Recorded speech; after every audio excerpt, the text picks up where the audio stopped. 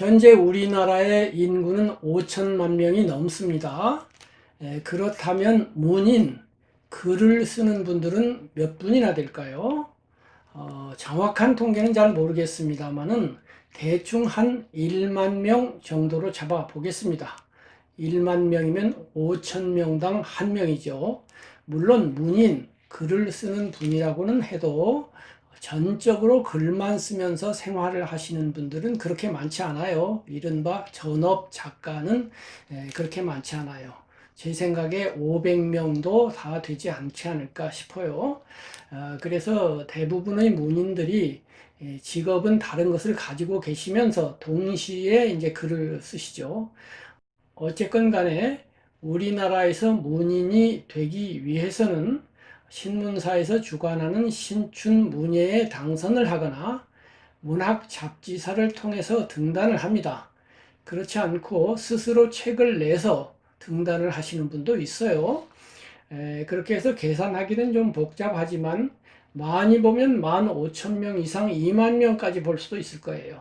그렇지만은 이제 좀 보수적으로 보면 10,000명, 더 엄격하게 보면 그거보다 훨씬 적을 수 있죠. 그 중에서 저는 10,000명을 가정하겠습니다. 그렇다면 10,000명의 문인 중에서 각 장르별로 어느 장르에 가장 문인이 많을까요? 이것도 제 짐작입니다만 아마도 수필가가 가장 많지 않을까 생각합니다. 수필가 만나기는 아주 쉬워요. 시인 만나기도 비교적 쉽습니다. 그렇지만 소설가 만나기는 좀 어렵죠. 이렇게 해서 10,000명을 기준으로 볼 때 제 생각에 수필을 쓰시는 분들이 약 5,000명. 어쨌든 간에 수필을 쓰는 분들이 문학인들 중에 가장 많아요. 그리고 저도 수필가입니다. 저는 1980년도에 현대문학이라고 하는 우리나라에서 아주 전통이 오래된 현재도 살아있는 그 잡지에서 수필 추천을 받았어요. 당시에 문학 잡지사에서 수필을 추천하는 사례는 거의 없었어요. 수필 전문 잡지인 수필문학을 제하면 현대문학이나 또 문학사상이나 한국문학이나 월간문학 같은 4대 월간지에서 수필 분야의 작가를 추천하지 않았는데 1970년 후반에 현대문학에서 유일하게 수필에 관심을 갖고 수필가를 추천하기 시작을 했습니다. 그것은 발행인인 조연현 선생님이 수필에 대한 관심이 많았기 때문일 거예요. 그런데 다른 장르는 거의 매달 추천자가 나오다시피 이렇게 되는데 수필은 추천이 굉장히 드물게 나왔어요. 수필 추천을 시작한 지 여러 해가 지나서 단 한 분 나왔는데 그분이 현대 한국 수필에서 큰 활동을 하고 계시는 정모길 선생님입니다. 그리고 두 번째로 정경윤이라고 하는 분이 완료 추천, 수필 2번을 추천해야 이제 완료가 되거든요. 완료 추천을 받는 달에 제가 첫 번째 추천을 받았어요. 그래서 이제 제가 1980년도에 데뷔를 함으로써 현대문학으로서는 제3호 수필가가 되었어요. 그래서 정식 수필가로 데뷔한 사람으로서는 제가 엄청난 고참입니다. 고참 중에도 아주 고참이에요. 저보다 더 먼저 수필가로 정식 데뷔 절차를 밟은 분은 현재 활동하는 분은 정모길 선생님 뿐입니다. 정경윤 선생님은 그 뒤에 활동을 안 하셨으니까 어마어마한 고참 아닙니까? 어쨌든 간에 고참인데 수필가로 데뷔한 이후에 수필계에서 그렇게 활동하지 않았어요. 수필 모임에 가입하지도 않았고 또 여러 세미나 같은 데도 별로 참석하지 않았고 또 수필집도 많이 내지 못했어요. 딱 2번 수필집을 냈습니다. 그래서 이제 수필에 대해서 그 활동면에 있어서는 좀 저조합니다만은 관심은 많고 공부는 또 열심히 했어요. 그래서 오늘은 수필에 대해서 수필은 왜 문학인가? 어떻게 문학인가? 어떻게 해야 수필이 문학이 되는가? 라고 하는 주제, 즉 수필은 무엇인가? 라는 주제에 대해서 좀 길게 말씀을 드리려고 합니다. 이 주제에 대해서 저는 한 10년 넘었어요. 한 15년쯤 됐을 거예요. 수필이 왜 문학인가 하는 글을 썼어요. 원고 용지로 2,400장이나 됩니다. 그러니까 300페이지 책으로 묶으면 2권 분량이에요. 제목을 수필 시학하고 부제로 수필은 어떻게 문학인가 이렇게 붙였어요. 그 수필에 대해서 무슨 시학이냐, 수필이면 수필학이지 이렇게 생각하실 분도 있겠지만 이 시학이라고 하는 말은 시에 대해서만 쓰는 말이 아닙니다.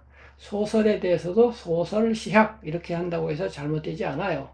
이 시라는 말은 좁게는 문학 안에서 소설과 구별되고 수필과 구별되는 하나의 시라고 하는 장르라고 하는 이런 좁은 뜻으로도 쓰이지만 예술이라는 뜻으로도 쓰여요.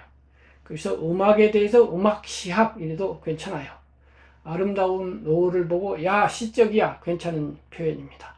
그러니까 시라는 말을 넓게 쓰면 예술이라는 뜻이니까 수필시학 그러면 수필에 관한 예술론 이렇게 되겠습니다.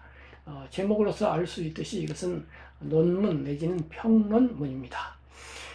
이 작품을 중심으로 제가 오늘 수필에 대해서 말씀을 드리려고 해요.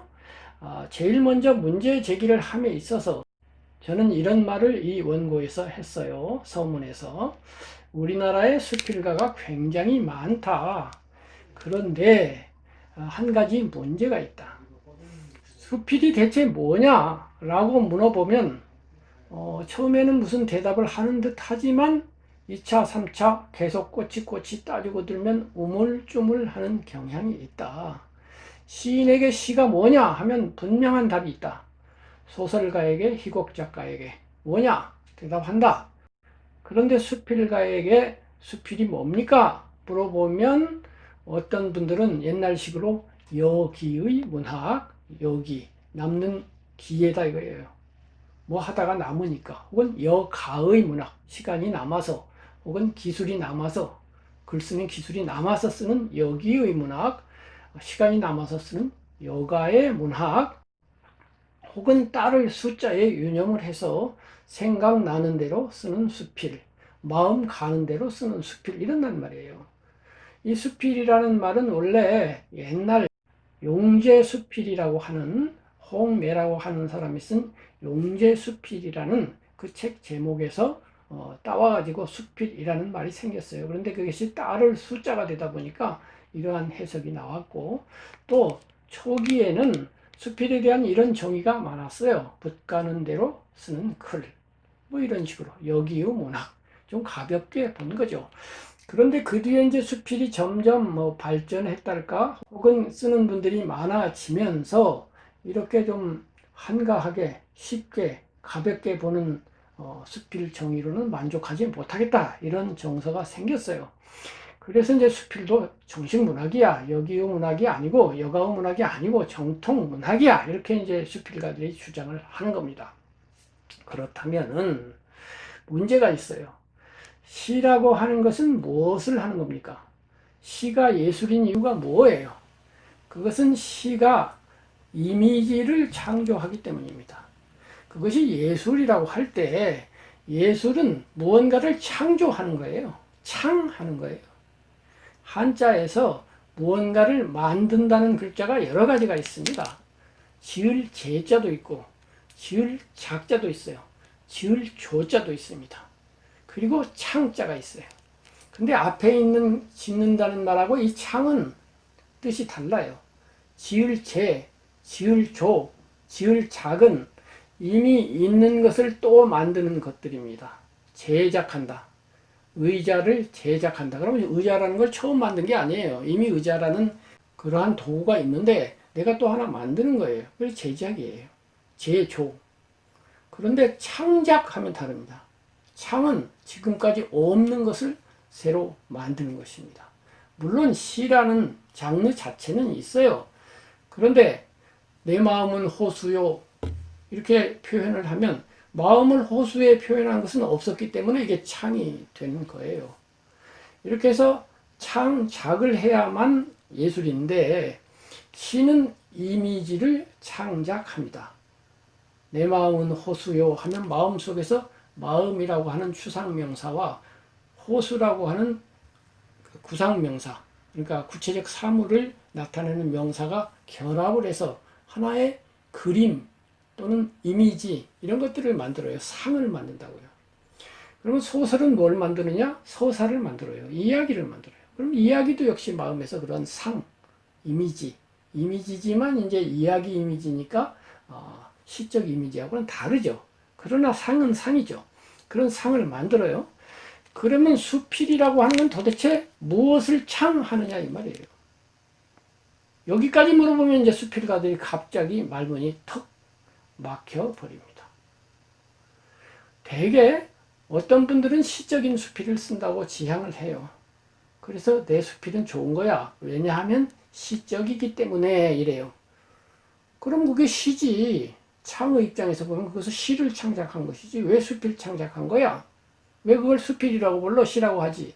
이렇게 말을 할 수가 있고, 어떤 분들은 내 수필에 그 이야기성이 아주 좋아. 내가 이런 경험을 했는데 그 경험을 내가 말해줄게. 그 경험이 정말 흥미롭고 창의적인 내용을 가지고 있거든. 그래서 내가 이 이야기를 쓸 거야. 그래서 썼어. 자, 봐. 훌륭하지? 다시 말해서 내 수필은 그 서사성, 이야기성에 창이 있어 라고 말을 해요. 그럼 그걸 소설이라고 하지. 왜 수필이라고 하는 거야? 라고 물어보면 또 갑자기 말문이 막힌다 이 말이에요. 그래서 수필이 시도 아니고 소설도 아니고 희곡도 아니고 평론도 아니고 그리고 수필이라고 하는 그 이름을 갖고 그런 정체성을 갖는 그 특성이 뭐냐 이거예요. 수필은 왜 시가 아니고 수필이며 왜 소설이 아니고 수필이며 왜 희곡이 아니고 수필이며 왜 평론이 아니고 수필이냐 라고 하는 수필만의 정체성을 확립하지 않는다면 수필 문학이 기본적으로 발전할 수도 없어요. 내가 누군지도 확실하지 않은데 무슨 발전이 되겠습니까? 이러한 문제가 있는데도 불구하고 수필 문학가 수천 명이 계시지만 별로 관심이 없어요. 이걸 토론하지 않아요. 물론 수필 전문 문학 잡지에서 가끔 토론이 되긴 합니다만은 딱 결론이 나지 않은 걸로 알고 있어요. 그런데 저와 같이 현대문학에서 수필 추천을 나중에 받으신 이관희 선생님이 이 문제를 제기를 했어요. 그래서 많은 또 토론이 있었어요. 특히 아까 말씀드린 정목일 선생님하고 굉장히 그 양쪽 편에 서서 토론을 했던 걸로 알고 있는데 나중에 두 분이 결론을 내렸다고 그래요. 결론을 내린 것이 이제 나름대로 수필 이것은 이래서 문학이다 하는 결론을 내렸다는 것인데 저로서는 아직 그것이 명료하지는 않아요. 그러나 그러한 토론이 있었다는 그 자체는 아주 훌륭하다고 생각을 합니다. 그래서 제가 수필은 어떻게 해서 수필이냐, 어떻게 해야만 수필이냐, 어떻게 해서 수필은 시와 다르냐, 어떤 점에서 소설과 다르냐, 희곡과 다르냐, 평론과 다르냐 라고 하는 것을 중심으로 수필은 무엇인가, 수필은 어떻게 문학인가 라고 하는 내용의 수필시학이라고 하는 책을 쓰게 된 것입니다. 그렇게 해서 이제 시작을 하게 되었는데요. 첫 번째 글에서 이제 제가 이 글을 쓴 다음에 김봉군 교수님, 서울대에서 교수 활동을 오랫동안 하시고 은퇴를 하신 김봉군 교수님을 어느 세미나에서 만났어요. 그분이 세미나에서 강의를 하는 걸 듣고 감탄을 했어요. 그래서 끝나고서 차를 한 잔 대접하면서 여러 말씀을 드렸어요. 그리고 제가 이런 원고를 썼다고 하니 보고 싶다고 하시더라고요. 그래서 보내드렸더니 읽고 나서 다시 돌려보내셨는데 이제 밑줄을 쳐가면서 꼼꼼히 읽으셨더라고요.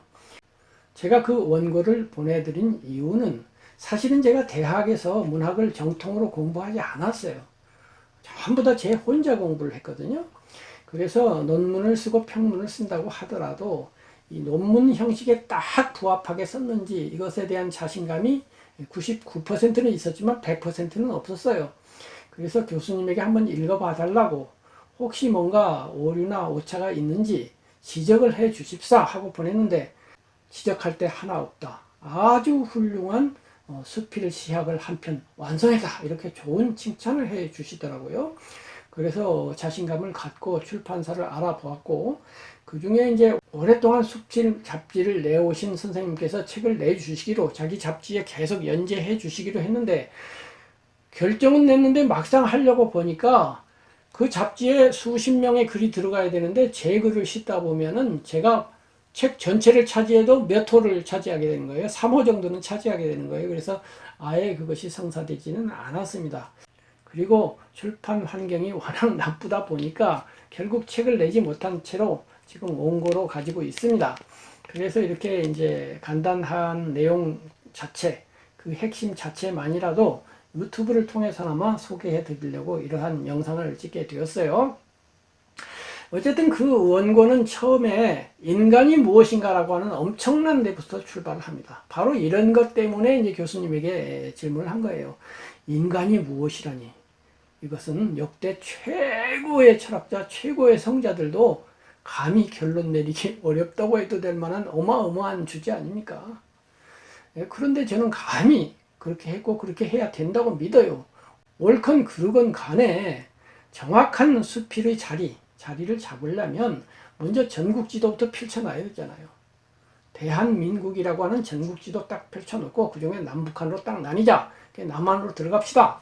남한 안에서 경기도 안으로 들어갑시다. 경기도 안에서 고양시 안으로 들어갑시다. 고양시 안에서 일산 안으로 들어갑시다. 일산 안에서 대화동으로 들어갑시다. 몇 번지 이렇게 하자 이거예요. 그러면 인간의 모든 문제의 전국지도 제일 큰 그림은 뭔가요? 그거는 인간은 무엇인가예요. 그러니까 거기서부터 출발해서 수필이라고 하는 마을을 찾아 들어가자 이거예요. 그러자면 처음부터 인간은 무엇인가 하고 시작을 해야 되는 거예요. 그런데 이제 그것은 감히 제가 하지 못하니까 역사 전통, 문화 전통 혹은 옛 성자들의 가르침을 인용할 수밖에 없어요. 그런데 저는 여기에서 공자 그리고 불교의 사상을 끌어왔어요. 거기에 대응하는 예수님이나 기독교 사상도 있지만 저는 이것을 끌어왔다고요.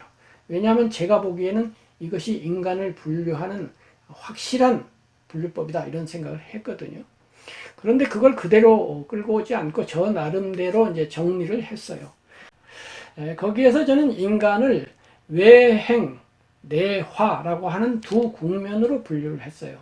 인간은 외행과 내화의 존재이다 이렇게 됐어요. 그러면 외행은 뭐냐? 바깥 외 단일행, 바깥으로 행동한다 이거예요. 내화는 뭐냐? 안내 변할 화할 화, 안으로 변화시키고 소화시킨다 이거예요.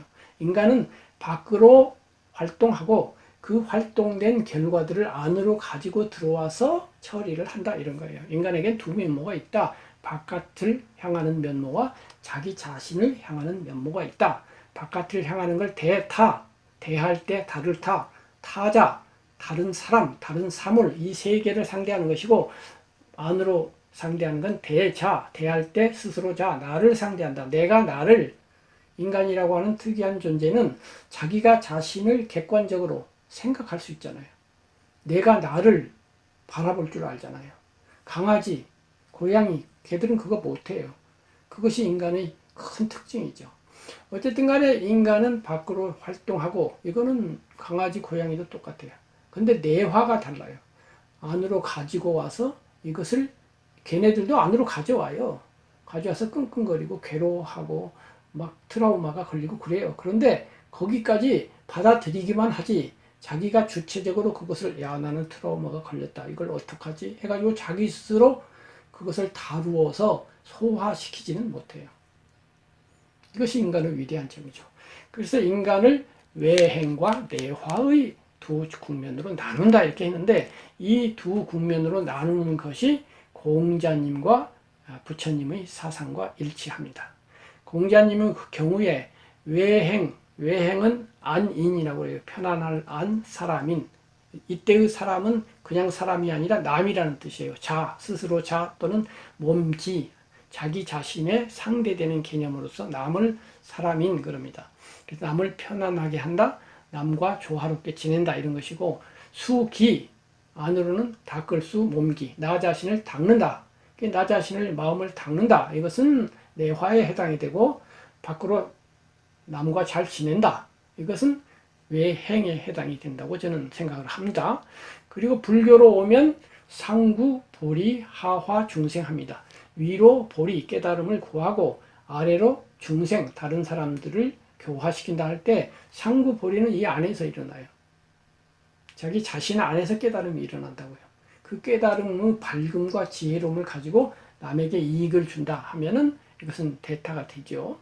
이것을 다른 말로 자리, 스스로자 이로울리, 자기 자신에게 이롭고 이타, 남에게도 이롭다 이렇게 돼요. 그래서 나와 남으로 딱 구별이 돼요. 이렇게 해서 이제 인간을 외행과 내화의 존재로 저는 분별을 하고, 그러면 외행을 대표하는 인간 활동이 뭐냐? 저는 정치, 경제, 군사 이 세 가지를 들었어요. 물론 많죠. 많지만 대표적으로 인간은 밖으로 나가서 정치 행위하고 그다음에 경제 행위하고 군사 행위한다. 이때의 정치는 정치가가 된다는 거 아니에요. 예를 들면 남편이 아내와 무슨 다툼이 일어났는데 이 다툼을 조정해 나가는 것, 이것이 정치예요. 정치라는 게 뭐 꼭 정치 감안하는 거 아닙니다. 예를 들면 어떤 사람을 만났는데 저 사람에게 내가 언짢은 마음이 있지만 그것을 굳이 드러내지는 않고 좀 안으로 사귀면서 안녕하세요 이 정도 해준다? 이것도 정치예요. 그래서 정치가 있고, 그 다음에 이제 그 정치가 안 돼. 기분이 너무 나빠요. 그래서 정치적으로 인사를 내니까 마음에 안 들어. 그래가지고 들이받으면 이제 이게 군사가 되죠. 그 다음에 이제 경제. 경제라는 건 뭐 빼놓을 수 없는 외행의 한 활동 분야죠. 이렇게 세 가지를 들었어요. 그리고 내화에 대해서도 세 가지만 들었어요. 철학, 예술, 종교입니다. 이 철학이라고 하는 것은 넓은 의미예요. 여기에서 철학은 과학까지도 포함할 수 있어요. 사물을 분별하는 거예요. 과학의 기초는 수학이잖아요. 철학의 기초도 사실은 수학입니다. 서양 철학의 출발점이라고 할 수 있는 플라톤, 그 플라톤이 아카데미아라고 하는 학교를 세웠잖아요. 그리고 입구에다 써붙였다잖아요. 기하학을 모르는 자는 얼씬거리지 마라. 기하학, 수학 이것이 기본이다 이 말이에요. 수학은 뭐예요? 모든 것을 분별하는 거죠. 한 개, 두 개 이렇게 개수로 나누는 거죠. 딱딱 자르는 거예요. 그러니까 이렇게 잘라서 생각하는 거예요. 분석이죠. 이렇게 분석하는 능력. 이 자름이 수학을 낳고 수학이 발달돼서 철학이 되고 철학이 발달되어서 과학, 자연과학으로 넘어가는 거죠. 그러니까 이 철학이라고 하는 건 넓은 의미예요. 그렇게 잘라서 이해하는 이러한 면이 있다. 마음 안에서 하는 거예요. 대상은 저쪽일 수 있지만 그 활동은 여기서 하는 거예요. 그것을 철학이라고 하자. 두 번째로 예술. 자르기는 자르는데 잘라서만 보는 게 아니라 이어서 보는 면이 또 있어요.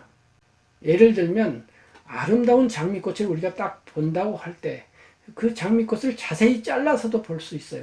이파리가 여러 개가 겹쳐 있는데 각 이파리마다 붉기가 조금씩 달라요. 햇빛의 조명에 따라 다르고, 그 다음에 거기에 그늘진 부분도 있고 또 옆에 초록색 이파리도 있고 가시도 있고 그 배경도 있고 이렇게 다 구별해서 보는 거예요. 꽃과 배경, 꽃과 그늘, 잎사귀들의 차이점, 또 붉은색이 노란색과 다른 점 이렇게 분석해서 보는 면이 있고, 그거 말고 단번에 딱 전체를 보면서 우와 아름답네 이렇게 보는 게 있어요. 직관적으로 보는 거예요. 분석 이전은 분석하기 전에 보는 것이기도 하고 전체적으로 보는 것이기도 해요. 분석은 부분으로 보는 건데 전체를 보는 거예요. 이것은 이제 예술과 관련이 있어요. 직관과 관련이 있다고요. 이런 예술적인 면이 있고 종교가 있는데 이 종교는 이 두 가지 면이 다 있어요. 종교에도 철학이 있잖아요. 그리고 종교에도 직관적인 면이 있어요. 철학, 논리, 신학 이런 걸로는 접근할 수 없는 믿음이라고 하는 게 있잖아요. 그 믿음은 논리적인 것이 아니에요. 감성적이기도 하고 직관적이기도 한 거예요. 그래서 그 세 가지를 들었어요. 그래서 밖에 나가서 정치적으로, 경제적으로, 군사적으로 활동하다가 스트레스를 받고, 그래서 또는 반 스트레스를 받기도 해요. 스트레스가 유스트레스라고 해서 좋은 스트레스도 있잖아요. 성공을 할 수도 있잖아요. 군사적으로, 정치적으로. 경제적으로. 또 실패할 수도 있어요. 그러면 그 성공과 실패를 가지고 안으로 들어와요. 그러면 실패가 당연히 부담이 되죠. 그걸 소화를 시켜야 되죠. 끙끙 앓기도 하고. 음식을 먹으면 소화를 하듯이 앓기도 하고 소화를 하는데 그 소화가 이 세 가지로 한다 이거예요. 이것이 어떻게 된 거지 하고 분석해보고 생각해보고 그래 내가 그래갖고 실패할 수밖에 없어. 그래 인정하자. 이렇게 하면 이제 철학적인 것이고 또는 딱 직감으로 또는 감성으로 접근하는 거예요. 막 괴로워하고 슬퍼하고 막 울고 근데 울고 나니까 좀 개운해졌네? 이렇게 되면 예술적인 거예요. 넓은 의미에서 예술이라는 겁니다. 구체적인 예술 작품이 아니고. 그 다음에 이제 그런 게 섞여서 또 종교적으로 인간은 유한한데 야 하나님에게 바치자 뭐 이렇게 한다든가 해서 또 해결을 하는 방법이 있는데 이런 소화 과정이 있다 이거죠. 이것은 나쁜 스트레스만 그런 게 아니고 좋은 스트레스도 소화돼야 돼요. 기쁘면 계속 기쁨만 있는 것도 아니에요. 기쁨도 똑같이 이 안에서 처리 과정이 있다 이거죠. 이렇게 해서 이제 내화의 과정을 세 분야, 철학, 예술, 종교로 나누었어요. 이렇게 되면 전국 지도에서 일단 남북한으로 외행, 내화해서 북한은 외행, 남한은 내화 이렇게 됐어요. 그냥 안으로 들어왔어요. 그냥 남한을 셋으로 다시 나눴어요. 그래서 중부지방, 그 다음에 서부지방, 남부지방 이렇게 나눴다고 하자고요. 중부지방은 서울, 경기, 충청 이렇게 하고 그 다음에 서부지방은 전라, 또 동부지방은 경상 이렇게 하면 3등분이 되잖아요. 그렇게 3분이 됐어요. 그 3분 중에서 우리는 예술이라고 하는 장르로 들어갈 겁니다. 왜냐하면 수필은 예술이니까. 철학이 아니고 예술, 도로 들어가는 거예요. 도단위는 이제 예술인 거예요. 셋 중에서 도로 들어갔어요. 그럼 또 다시 예술 안에서 또 나눠 보자고요.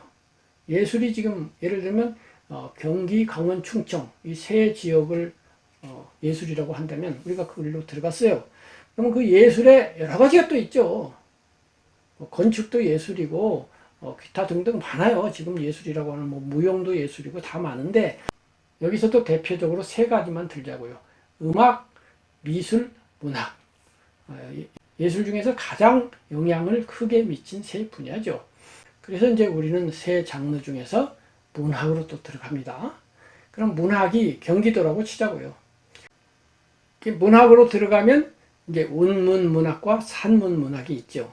시처럼 리듬이 있는 또 울림이 있는 소리의 울림, 음악성을 많이 강조하는 그러한 문학과 산문 문학, 그냥 흐트러 써가지고 그런 울림, 귀에 울리는 소리의 효과라든가 리듬 이런 것을 신경을 안 쓰거나 덜 쓰는 문학으로 크게 나눌 수가 있지요. 그 중에서 이제 수필은 산문 문학에 들어갑니다. 이렇게 해서 이제 구별이 되는 거예요. 구별이 되는 건데 그 전에 문학이라고 하는 장르가 예술의 일부인데 꼭 그렇기만 하냐라고 하는 문제를 토론하고 넘어가야 돼요. 문학은 기본적으로는 예술의 영토를 가지고 있어요. 그런데 아까 내화의 세 장르, 철학, 예술, 종교 그랬잖아요. 근데 문학은 특이하게 예술에 속하면서도 또 철학에도 속해요. 양쪽에 걸쳐져 있어요, 영토가. 다만 그 영토가 예술 쪽에 많고 철학 쪽에 작다 뿐이지 철학적 요소가 굉장히 많습니다. 이것부터 토론을 해야 돼요. 그래야 나중에 수필을 논할 때 정확한 이해를 할 수가 있어요. 문학과 철학의 차이는 무엇인가?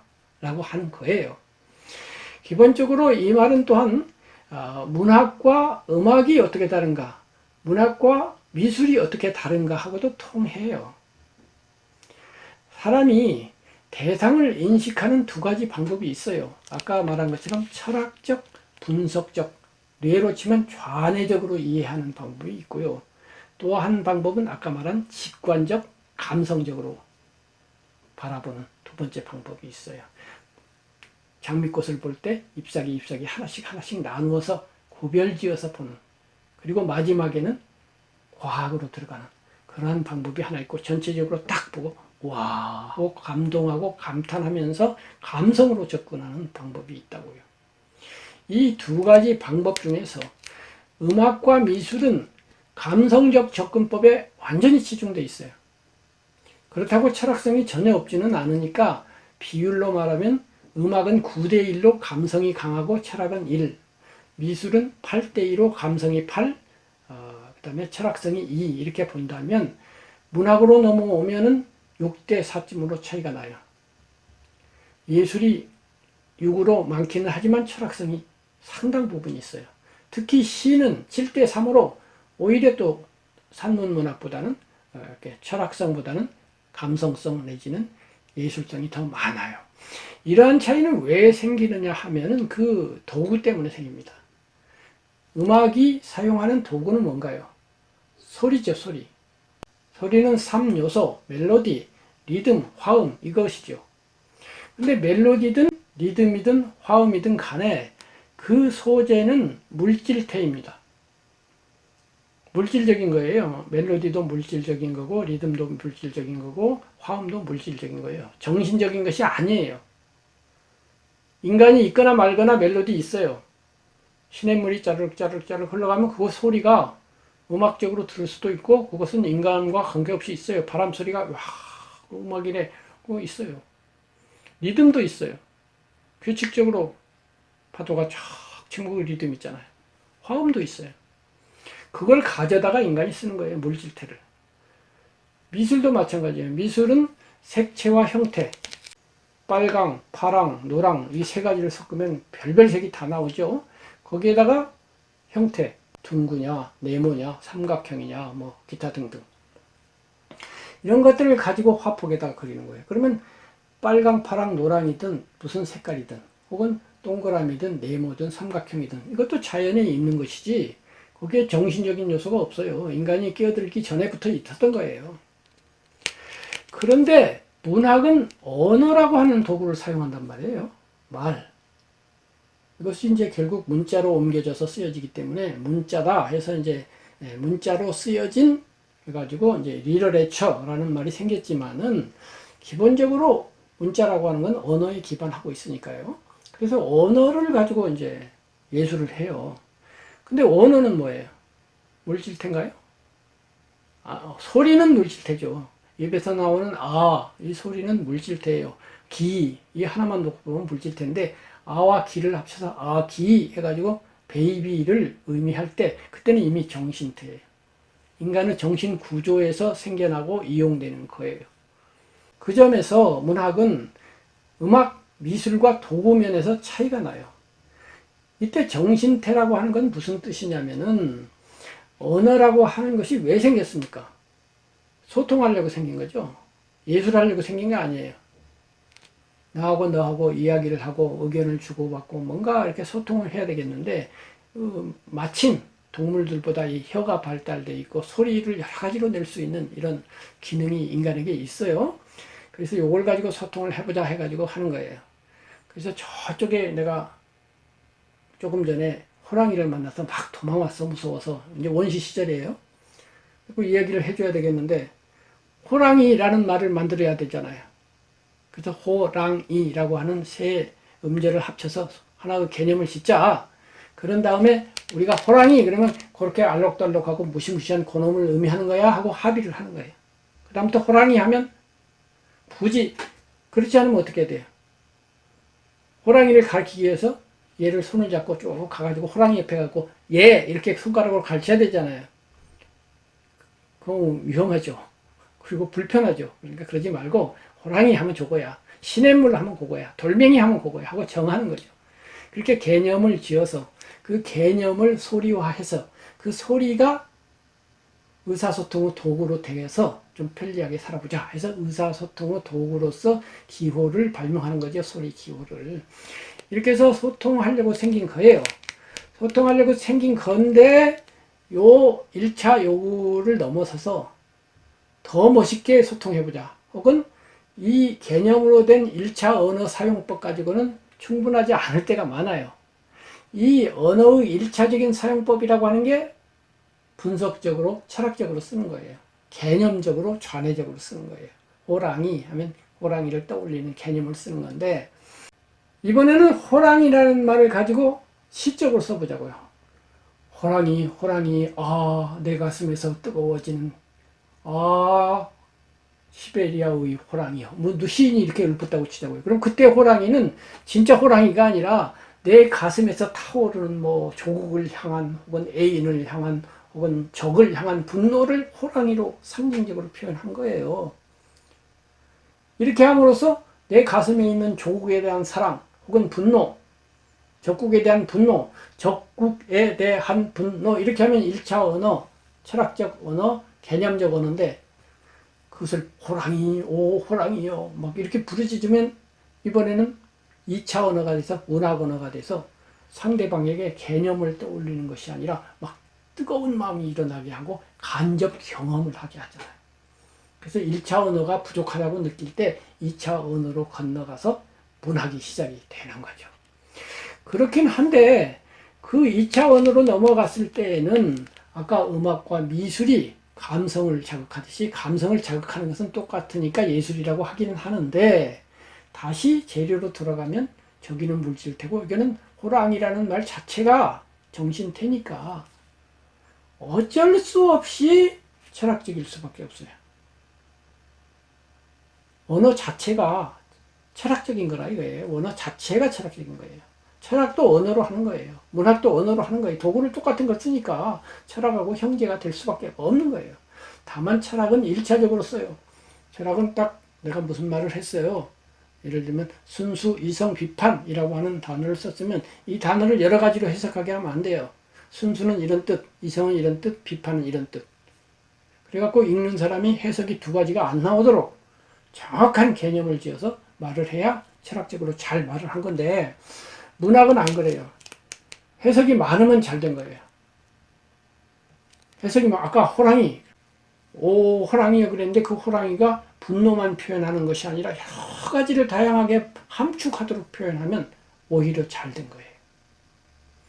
그러거나 저러거나 문학이든 철학이든 똑같은 언어를 사용하는데 다만 철학은 1차 용법, 정확한 어법을 쓰려고 그러고 문학은 풍부한 의미를 가지도록 상징과 비유와 이런 걸 통해서 표현을 하고 그렇게 해서 마음속에 상, 아까 말한 상을 그리도록 시적인 상 또는 스토리적인 상을 그리도록 해갖고 그 상이 상대방에게 간접 경험, 직접 경험은 안 되지만 감성을 자극하면 감적 경험이 된단 말이에요.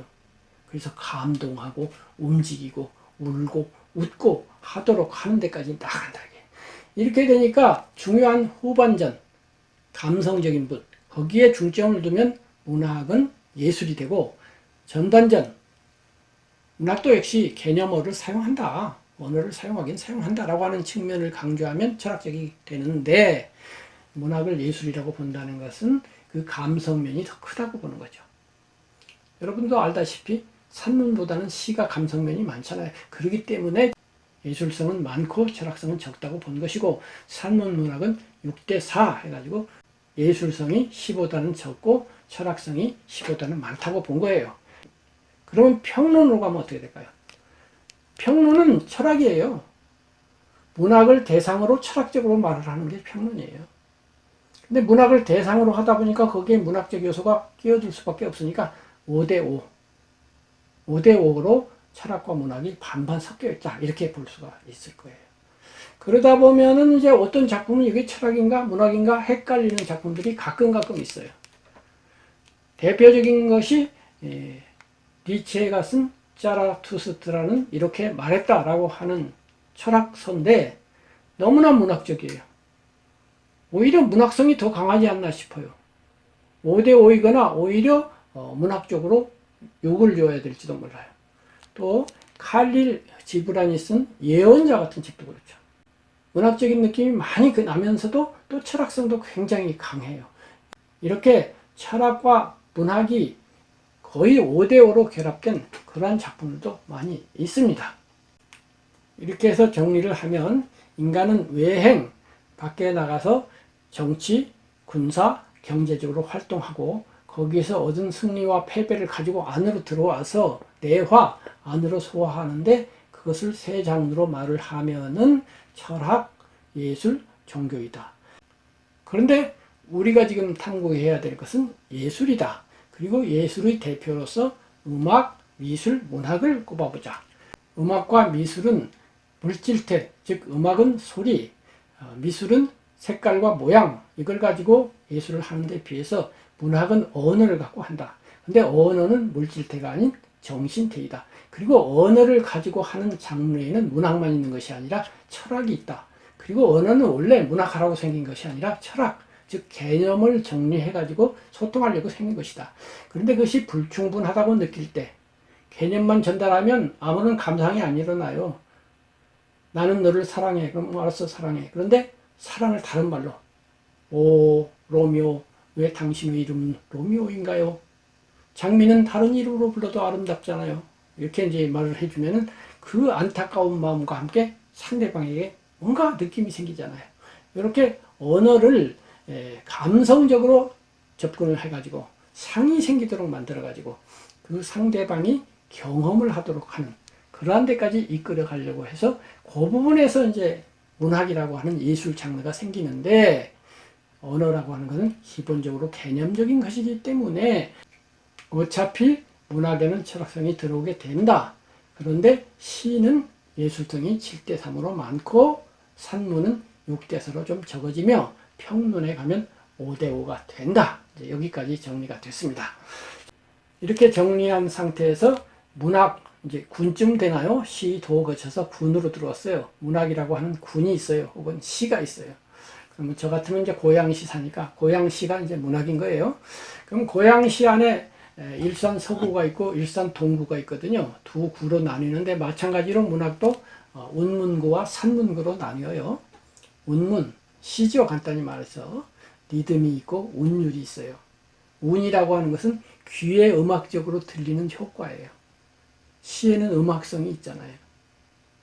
그러니까 이러면 이 아가 단어로 치면 감탄사로도 듣겠지만 그냥 소리로만 들어도 멋있잖아요. 오, 아 하면 귀에 울리면서 느낌이 생기잖아요. 이것이 이제 운이에요. 나보기가 역겨워 가실 때에는 말없이 고이 보내드리오리다. 이게 7호죠. 7글자, 5글자를 반복하면서 리듬이 생기죠. 나보기가 역겨워 가실 때는 말없이 고이 보내드리오리다. 이렇게 운율, 리듬, 음보, 한 걸음 한 걸음 걸어가는 듯한 느낌. 그것이 음악에서는 그것이 리듬이잖아요. 반복해서 빠바밤, 빠바밤, 빠바밤, 뭐 2박자든 4박자든 이렇게 되는 것처럼 그런 음율, 그 음율이 생긴단 말이죠. 이런 걸 잘 이용하는 것이 시죠.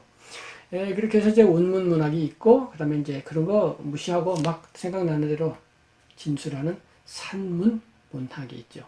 원문문학은 시로 나타나고, 그 중에서도 정형시는 글자 수를 제대로 맞추면서 리듬에 보다 충실한 것이고, 산문시, 정형은 아닌데, 그러나 거기에도 운이 있고, 이미지를 강조하는 그런 시가 있겠죠. 그 다음에 이제 산문문학으로 넘어오면은 그야말로 산문이 있고, 소설이나 희곡처럼 스토리 문학이 있단 말이죠. 그냥 산문, 흐트러져 쓰는 글은 철학적 글쓰기, 수필, 수상 이런 것들이 거기 속하고 그 다음에 스토리 중심으로 하는 소설과 희곡 같은 것이 있겠죠. 다시 이제 원문과 산문이라고 하는 두 가지 장르 중에서 수필은 산문 문학이다 이렇게 말씀을 드렸지만 나는 시적인 수필을 쓰는데 이런 또 분들이 계실 거예요. 이렇게 해서 이제 문제가 복잡해져요. 그래서 이제 문학을 크게 분류하면 원문문학과 산문문학으로 나뉘고 또는 이미지 중심의 시문학과 서사 중심의 소설 내지 희곡으로 나뉜단 말이죠. 시는 주로 이미지를 창조합니다. 그 이미지라고 하는 것은 마음속에 아련하게 떠오르는 어떠한 그림 같은 것인데 상인데 예를 들면 겨울은 강철로 된 무지개인가 보다 이렇게 했을 때 겨울에다가 이퀄 강철 플러스 무지개예요. 강철하고 무지개를 합쳐가지고 겨울에다 갖다 붙였단 말이에요. 그럼 우리가 마음속에서 강철이라고 하는 차갑고 강하고 이런 것, 그 다음에 무지개라고 하는 부드럽고 아름답고 높이 떠 있고 방언형이고 이런 것, 그것들이 마음속에서 합쳐져 가지고 제3의 어떤 이미지가 떠올라요. 그러면서 그것을 겨울은 이렇게 겨울하고 붙여서 생각을 하는 거예요. 이것이 이미지인데, 소설은 이제 아까 뭐 로미오와 줄리엣이다 그러면 로미오와 줄리엣이 막 살아가는 스토리, 이 스토리를 계속 따라가죠. 따라가면서 같이 울고 웃으면서 경험을 하죠. 그런데 수필은 시적으로도 쓸 수 있고 소설적으로도 쓸 수가 있어요. 제가 좋아하는 피천득 선생님의 경우에 시적인 수필의 대표작은 아마도 수필이라고 하는 수필일 거예요. 계속 비유를 사용하고 계시는데 그 비유는 시적인 것이란 말이죠. 수필은 정자 연적이다. 수필은 난이요 하기요 정초하고 몸맵시 날렵한 여인이다. 수필은 그 여인이 걸어가는 숲속으로 난 평탄하고 고요한 길이다. 수필은 가로수 늘어진 페이브먼트가 될 수도 있다. 그러나 그 길은 한적하고 사람이 적게 다니는 주택가에 있다. 그러면 여기까지 피 선생님은 계속 이 비유를 동원해서 시적으로 나가세요. 그러다가 그 다음은 수필은 정춘의 아니요 36살 중년 고개를 넘어선 사람의 글이며 정렬이나 심오한 지성을 내포한 문학이 아니요 그저 수필가가 쓴 단순한 글이다. 여기에서는 철학적 진술이에요. 문학적 진술이 아니에요. 설명한다고요. 문학적 진술을 표현이라고 하고 철학적 진술을 설명이라고 한다면 설명해요. 개념, 일차적인 개념, 언어의 기본적인 용법에 충실한 거예요. 그런데 앞에 부분 수필은 청자연적이다. 수필은 난이요 하기요 청초하고 몸맵시 날렵한 연이다. 이건 계속 비유로 말하잖아요. 비유로 말하면 다르죠. 수필은 청춘의 글은 아니요. 알았어요. 정렬이나 심오한 지성을 내포한 문학이 아니요. 알았다고요. 수필가가 쓴 단순한 글이다. 알았어요. 이렇게 좌뇌가 알고 끝나요. 더 이상 감흥, 감성 이런 자극을 받질 않아요. 근데 수필은 청자연적이다 하면 청자연적이 그림이 딱 떠올렸잖아. 아까 겨울은 강철로 된 무지개처럼 강철 무지개가 또 청자연적. 난, 학, 여인 떠오르면서 그것들이 수필과 결합해서 이미지가 생기는 시적인 수필이다 이거죠. 그리고 인연이라고 하는 수필은 서사죠. 계속 아사코와 내가 3번 만났다. 이러쿵저러쿵 만났다고 계속 이야기를 하는데 그 이야기 속에서 뭔가 우리가 느낌을 받죠. 이렇게 해서 수필은 시적으로도 쓸 수 있고 소설 내지는 서사적으로도 쓸 수가 있어요. 바로 이것이 수필의 특징입니다. 이것을 다른 말로 하면 혼장르성이라고 제가 이름 붙였어요. 섞일 혼자예요. 혼장르, 장르를 섞는 그런 특성이 있다, 수필에는. 시적으로도 쓸 수 있고 소설적으로도 쓸 수 있고 시와 소설을 합쳐서도 쓸 수 있고 또는 철학적으로도 쓸 수 있고 평론적으로도 쓸 수 있어요. 이렇게 수필은 언어로 할 수 있는 모든 분야를 갖다 마음대로 쓸 수 있고 막 뒤섞을 수 있고 짬뽕을 만들 수 있어요. 그런데 어떤 수필은 시적이고 어떤 수필은 소설적인 거죠. 그러니까 그런 혼장르성 자체가 수필의 특성이에요. 그러니까 수필가가 수필이 뭐냐 물어봤을 때 애매모호하고 알 수 없고 우물쭈물 할 수밖에 없는 거죠. 그 혼장르성 때문에. 그러나 혼장르성만 있어가지고는 수필은 시적인 수필, 소설적인 수필. 그러면 대체 수필의 정체성은 뭐냐? 이렇게 할 때 답을 못해요. 그래서 나온 답이 이제 무드입니다. 영어예요. 영어 무드. 우리말로 하면 분위기인데 분위기라는 말보다는 무드라는 말이 맞는 것 같아요. 수필에는 무드가 있어요. 사람을 만나고 와서 무드가 있는 사람이 있잖아요. 30분간, 1시간 동안 카페에서 대화를 나누고 왔어요. 돌아와서 뭔가 그 여인을 떠올리면 뭔가 우아함, 고상함, 세련됨이 탁 무드가 떠올라요. 꼭 여인이 아닐 수도 있겠죠. 제가 존경하는 피천득 선생님 만나고 오면 피천득 선생님만의 그 무드가 딱 느낌으로 남아있는 거예요. 이건 이미지하고 좀 달라요. 이미지하고 다르게 약간 시간성이 있어요. 약간 시간을 경과하면서 생겨요.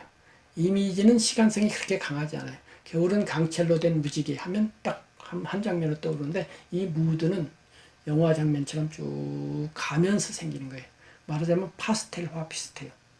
선으로 분명하게 그린 선화, 펜화가 아니고 파스텔화 보면은 경계선, 이 경계선을 부드럽게 처리를 하잖아요. 그 경계선을 부드러워지게 퍼진 그런 부분 같은 게 이제 무드예요.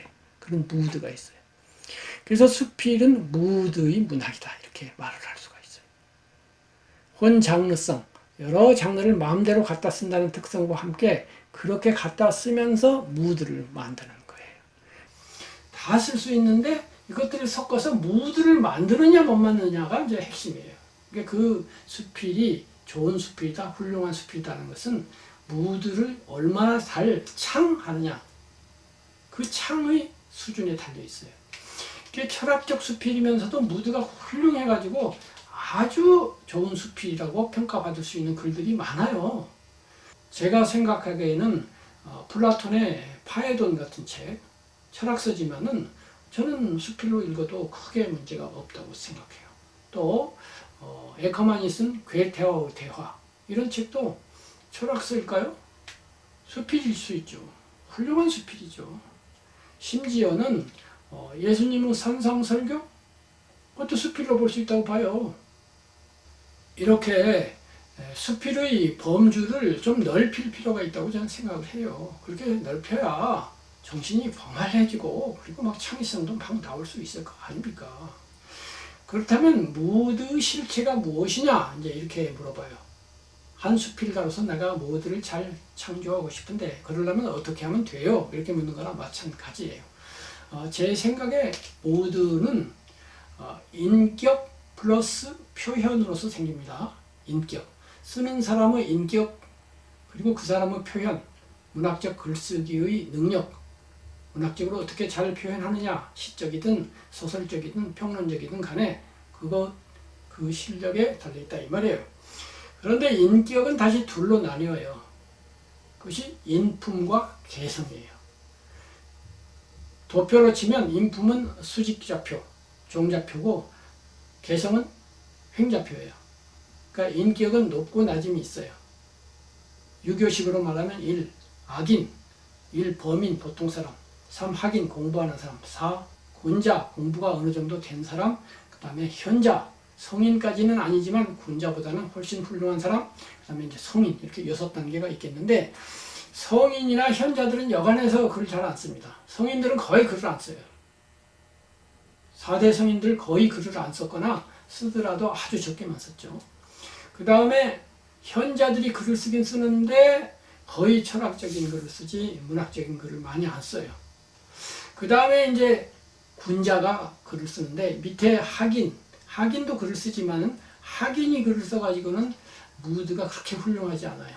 범인이 쓰면은 이제 맛도 없고요. 학인하면 조금 맛은 있는데 예술적이다라고까지는 잘 안 돼요.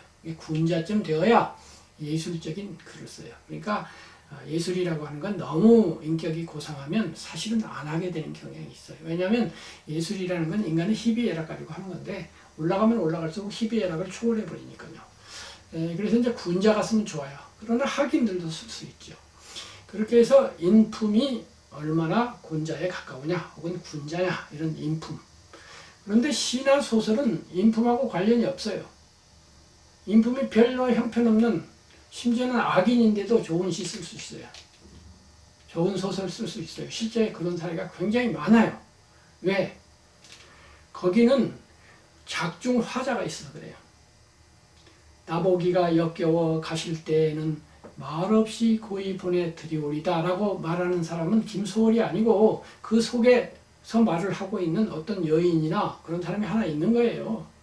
가상의 주인공이 그 속에서 말을 하고 있는 거예요. 그러니까 내가 비록 나쁜 사람이라도 가상의 주인공을 착한 사람으로 해가지고 말을 쓰면 되잖아요.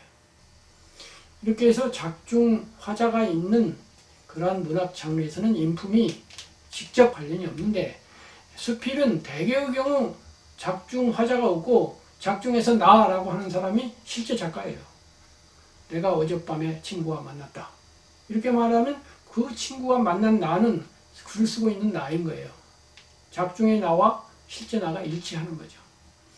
이것이 바로 수필이 시, 소설에 대해서 불리한 점입니다. 이렇게 작중 화자가 없이 내가 경험한 것만 가지고 수필을 쓰려고 하면 시, 소설가가 쓸 수 있는 넓이가 대한민국만큼 넓을 때 나는 한 군도 안 돼요. 면밖에 안 돼요. 내가 경험을 한들 얼마나 많이 했겠어요. 사람을 때려본 적도 없고 죽여본 적이 없는데 소설가는 마음 놓고 때리고 죽여도 되는데, 역사상 가장 위대한 문학가 중 한 사람으로 꼽히는 셰익스피어, 생활은 그저 평범한 교양인이었어요. 특별한 경험을 한 적도 없어요. 남에게 크게 피해받은 적도 없고, 남을 괴롭힌 적도 없고, 왕한테 혼난 적도 없고, 뭐 괄시받은 적도 없고, 일단 성공한 이후로는 그냥 평탄하게 살았어요. 수필을 쓴 데는 무슨 수필을 쓰겠어요. 그런데 작품 안에서는 뭐 죽이고 살리고 질투하고 뭐 기뻐하고 사랑하고 막 쓰잖아요. 그런데 수필은 그렇게 못하거든요. 내가 그렇게 많은, 그렇게 풍부한 전 우주적인 경험을 할 수는 없지 않습니까? 그래서 수필에서 허구가 허용되느냐 안 되느냐 가지고 한동안 토론이 됐었어요. 그 결론이 애매모호하게 되어서 아직 끝나지 않은 걸로 알고 있는데, 저는 허용이 되어야 한다고 봅니다. 그러지 않고는 시소설에 경쟁을 할 수가 없어요. 마음 놓고 상상을 도입해야 돼요. 그런데 많은 사람이 수필 속에서 나라고 하는 사람이 실제 그 작가인 나다 이렇게 인식하고 있는 상태에서 막 상상을 동원해버리면 독자가 헷갈릴 터이니까, 상상으로 들어갈 때는 일정한 방법으로 들어가는 표시를 해두자라고 하는 게 제 주장이에요. 예를 들면 구양수가 쓴 추풍사에서 쭉 쓰다가 자기 자신을 객관을 해요. 구양자 이렇게 불러요. 그는 탄식한다 이렇게 딱 부르면서 자기를 3인칭으로 부르는 순간부터 들어간다 이렇게 되는 거예요. 김정빈이가 계속 글을 쓰다가 김정빈 딱 쉼표 찍고 쫙 하면 그때부터는 이제 상상의 세계로 들어간다 이렇게 약속을 하자 이거예요. 그렇게 약속을 한 상태에서 하면은 훨씬 수필 공간이 넓어진다. 예를 들면 장자가 소요유라고 하는 작품을 제가 수필이라고 판다고 그랬잖아요. 근데 그 앞에 나는이라는 말을 안 썼어요. 안 썼는데 나는 어쩌고 저쩌고 저쩌고 했고 장자 하고서 붕세 얘기로 확 넘어가 버리는 거예요. 이렇게 해서 붕세는 마음 놓고 우주를 날아다니는 날개가 3,000리가 되는 거대한 새인데, 그런 새를 내가 본 적이 있으니까 그냥 상상 속에 존재하는데, 그런 걸 수필에서 막 수용해야 풍부한 수필이 된다. 수필 세계가 넓어진다. 이것이 제 주장이에요. 어쨌건 간에 이제 수필이라고 하는 것은 무드를 창조하는 것이고, 무드는 인격 플러스 표현인데, 인격은 수직면에서는 높낮이가 있고 군자 정도의 아주 고상한 인품을 가지고 써야 고상한 무드가 생긴다. 그 다음에 이제 횡자표로 가서 개성. 개성은 저마다 다르죠. 이거는 높낮이가 없어요. 어떤 사람은 급한 성격, 어떤 사람은 느린 성격, 어떤 사람은 뭐 활발한 성격, 어떤 사람은 진중한 성격, 여러 가지 성격이 있죠. 비유하면 이게 맛이에요, 맛. 음악에도 여러 가지 장르마다 맛이 있잖아요. 발라드는 발라드 맛이 있고, 락은 락 맛이 있고, 동요는 동요 맛이 있고, 클래식은 클래식 맛이 있잖아요. 과일로 치면 사과 맛이 있고, 포도 맛이 있고, 배 맛이 있고, 기타 등등 여러 맛이 있잖아요. 근데 그런 맛 중에서 어떤 맛이 더 우수하다고 할 수는 없잖아요. 사과를 많은 사람이 먹고 즐긴다고 해서 사과가 밤보다 우수하다 이렇게 말할 수는 없잖아요. 어떤 사람은 밤이 사과보다 좋다는데요. 그러니까 작가는 자기 자신의 개성을 파악해야 돼요. 그래서 내가 사과면 사과를 쓰고 밤이면 밤을 써야 돼요. 내가 밤인데 사과가 많이 팔린다 그래가지고 사과처럼 흉내 내봐야 되지도 않고, 진짜 사과인 사람이 쓴 사과를 따라할 수가 없어요. 그리고 자기 자신의 개성도 없어져 버려요. 그러니까 자기는 자기다운 글을 써야 된다. 이것이 제 생각이에요. 그래서 그 개성과 아까 말씀드린 인품이 합쳐져 가지고 인격이 형성되고, 그 인격이 플러스 표현, 그 사람이 글을 얼마나 잘 쓸 줄 아느냐, 언어 구사를 얼마나 능숙하게 하느냐, 언어의 2차적 용법에 얼마나 통달해 있느냐, 여기에 따라서 이제 무드가 생기고, 그 무드의 수준이 그 작품의 수준을 결정한다. 이것이 이제 제가 2,400매나 되는 장구한 원고 수필 시학, 수필은 어떻게 문학인가 라고 하는 그러한 원고의 내용입니다. 그래서 이렇게까지만 개념적으로 설명하면 느낌이 좀 덜 오실 것 같으니까 작품을 제가 몇 편 가지고 실제 수필이 어떻게 창작되고 어떻게 무드가 성공적으로 구현되는지를 한번 모델을 보여드리려고 해요. 중국 고대 수필에서 두 편을 가져왔고요. 한국 현대 수필에서 두 편을 가지고 왔습니다. 처음에 소개해드릴 작품은 굴원의 어부사라고 하는 중국 사람이죠. 굴원. 이름은 평인데 자가 원이기 때문에 굴원이라고 합니다. 중국의 최초의 개인 시인이다. 이름이 알려진 유명한 첫 번째 시인이다. 이렇게 생각하면 돼요. 공자하고 거의 동시대 사람인데 초나라 사람이고, 초나라는 남쪽에 있었죠. 그런데 이제 상관대부라고 하는 이제 고관하고 서로 갈등이 생겨가지고 임금에게 추방이 되었어요. 추방이 되어서 명나수라고 하는 데서 물에 빠져서 죽은 걸로 알려져 있어요. 그리고 굴원이 쓴 초사라고 하는 그러한 시가 장시죠. 지금도 남아있고 훌륭한 시로 알려져 있습니다. 그런데 사마천이 쓴 사기, 중국 역사서 사기에 보면 열전이라고 있죠. 그러니까 유명한 사람들의 간단한 전기를 모아놓은 거예요. 거기에 보면 굴원 가생 열전이라고 있습니다. 굴원의 전기가 간단히 소개가 되어 있어요.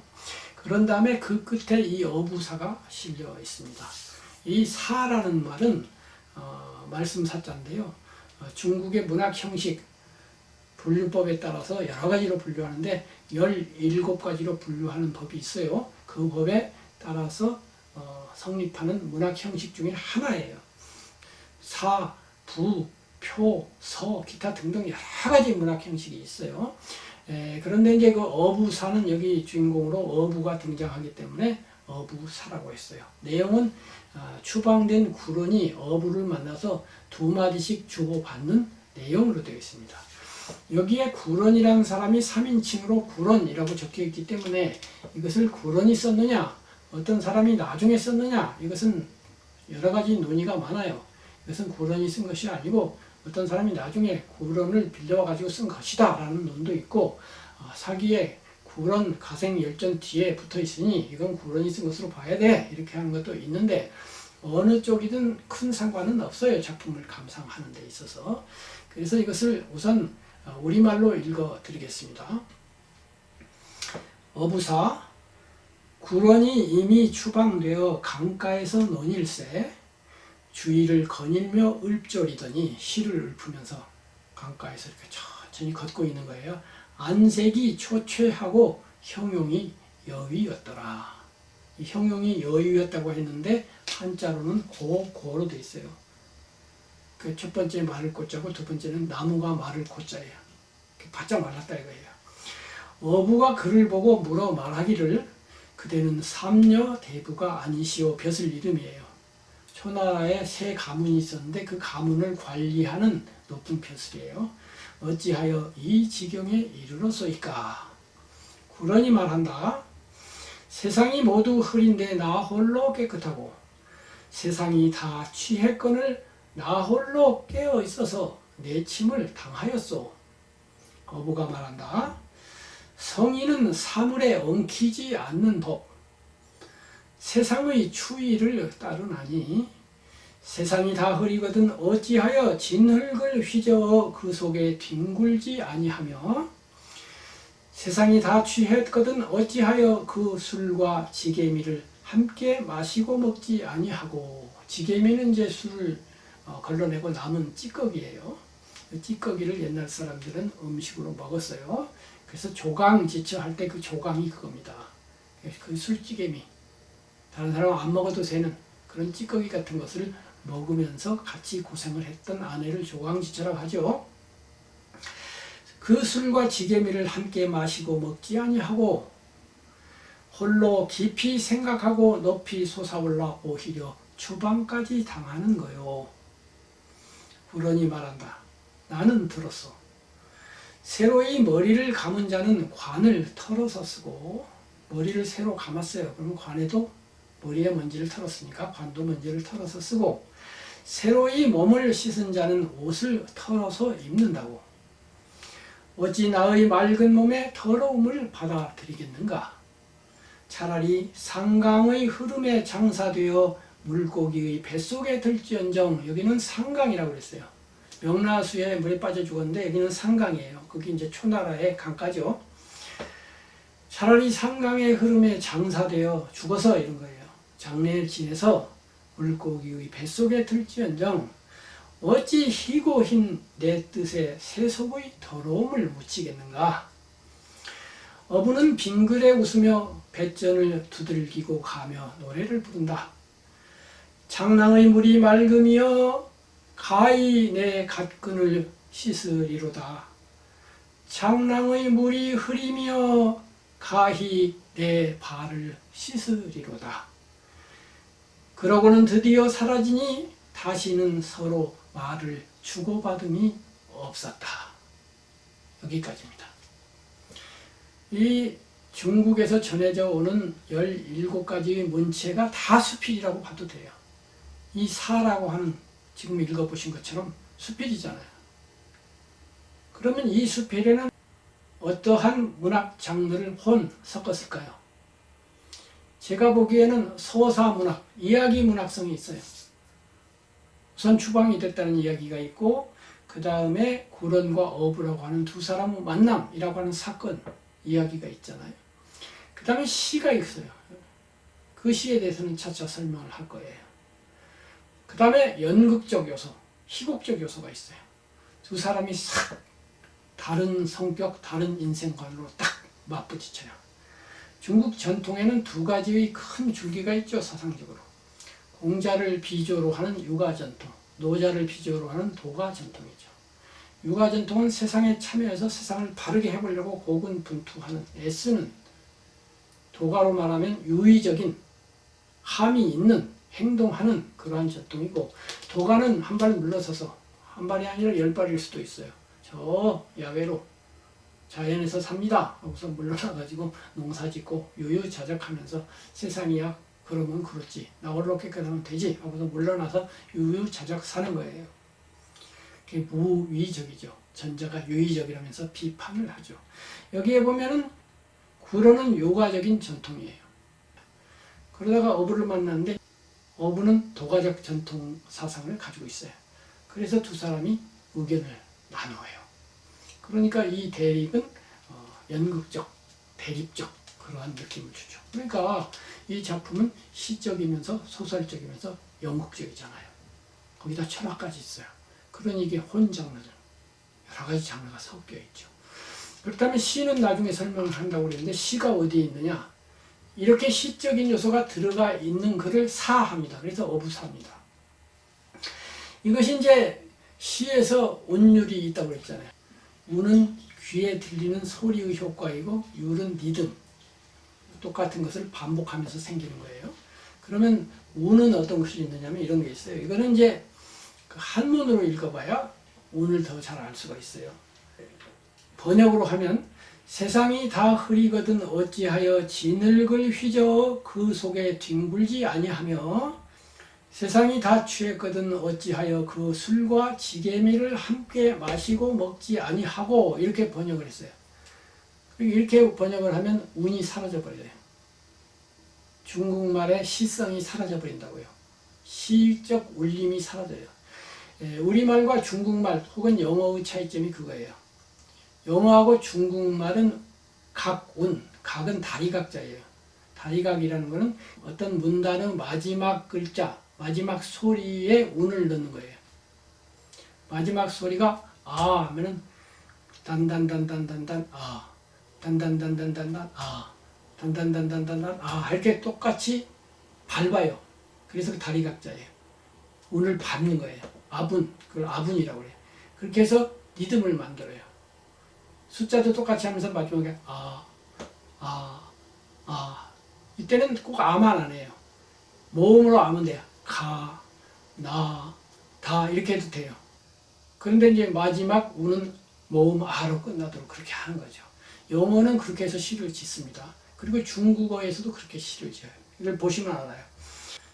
세상이 다 흐리거든 어찌하여 진흙을 휘저 그 속에 뒹굴지 아니하며 이렇게 하면 아분이 하나도 없잖아요. 그런데 여기에서는 거세, 개탁, 아독, 청 그랬어요. 거세, 들것자예요. 세상을 들어. 개탁, 닭에, 다 세상을 다 들어서 탁할 탁자예요. 혼탁하다. 아독청 나 홀로도 깨끗함. 그러니까 세상을 다 들어서 탁하거든 내가 홀로 깨끗하다 이거예요. 그러면 마지막이 청이잖아요. 거세 개탁 아독청 7글자 7음절이죠. 그 다음에 다시 7글자 7음절로 유를 만들어요.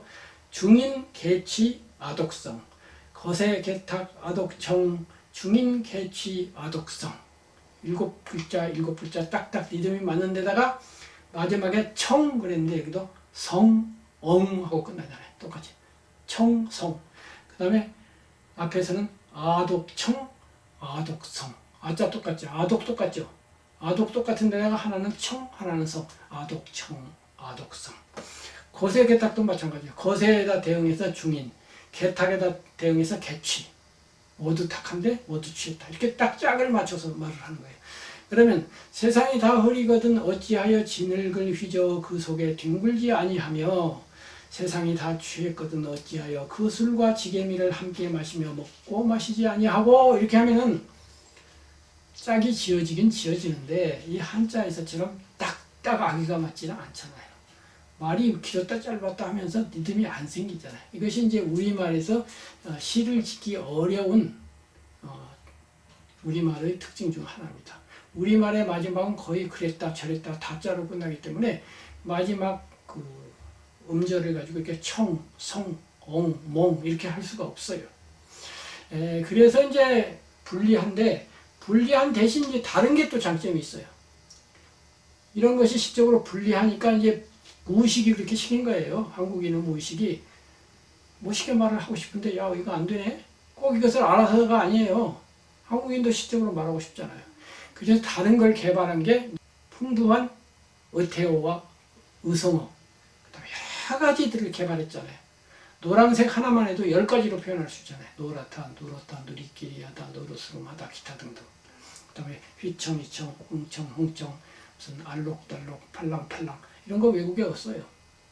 그러니까 이런 것이 꼭 한쪽에 장점이 있으면 다른 쪽에서 보상을 하도록 되어 있기 때문에 이게 반드시 뭐 이거 가지고 너무 낙심할 필요는 없습니다. 그러나 이것만 놓고 보면 이 중국어의 시적인 장점이 있어요.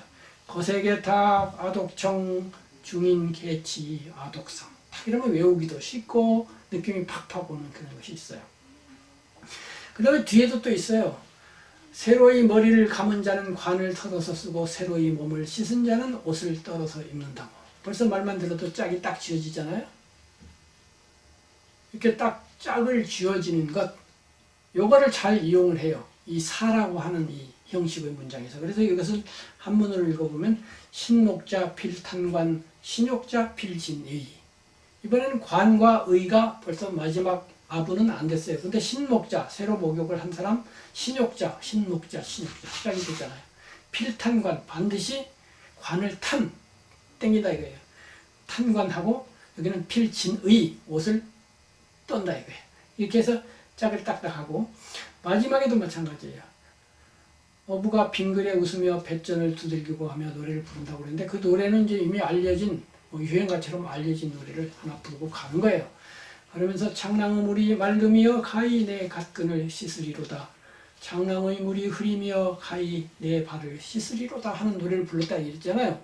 이 노래는 맹자에 나와요. 맹자가 공자님을 또 원용하면서 이 시를 인용을 해요.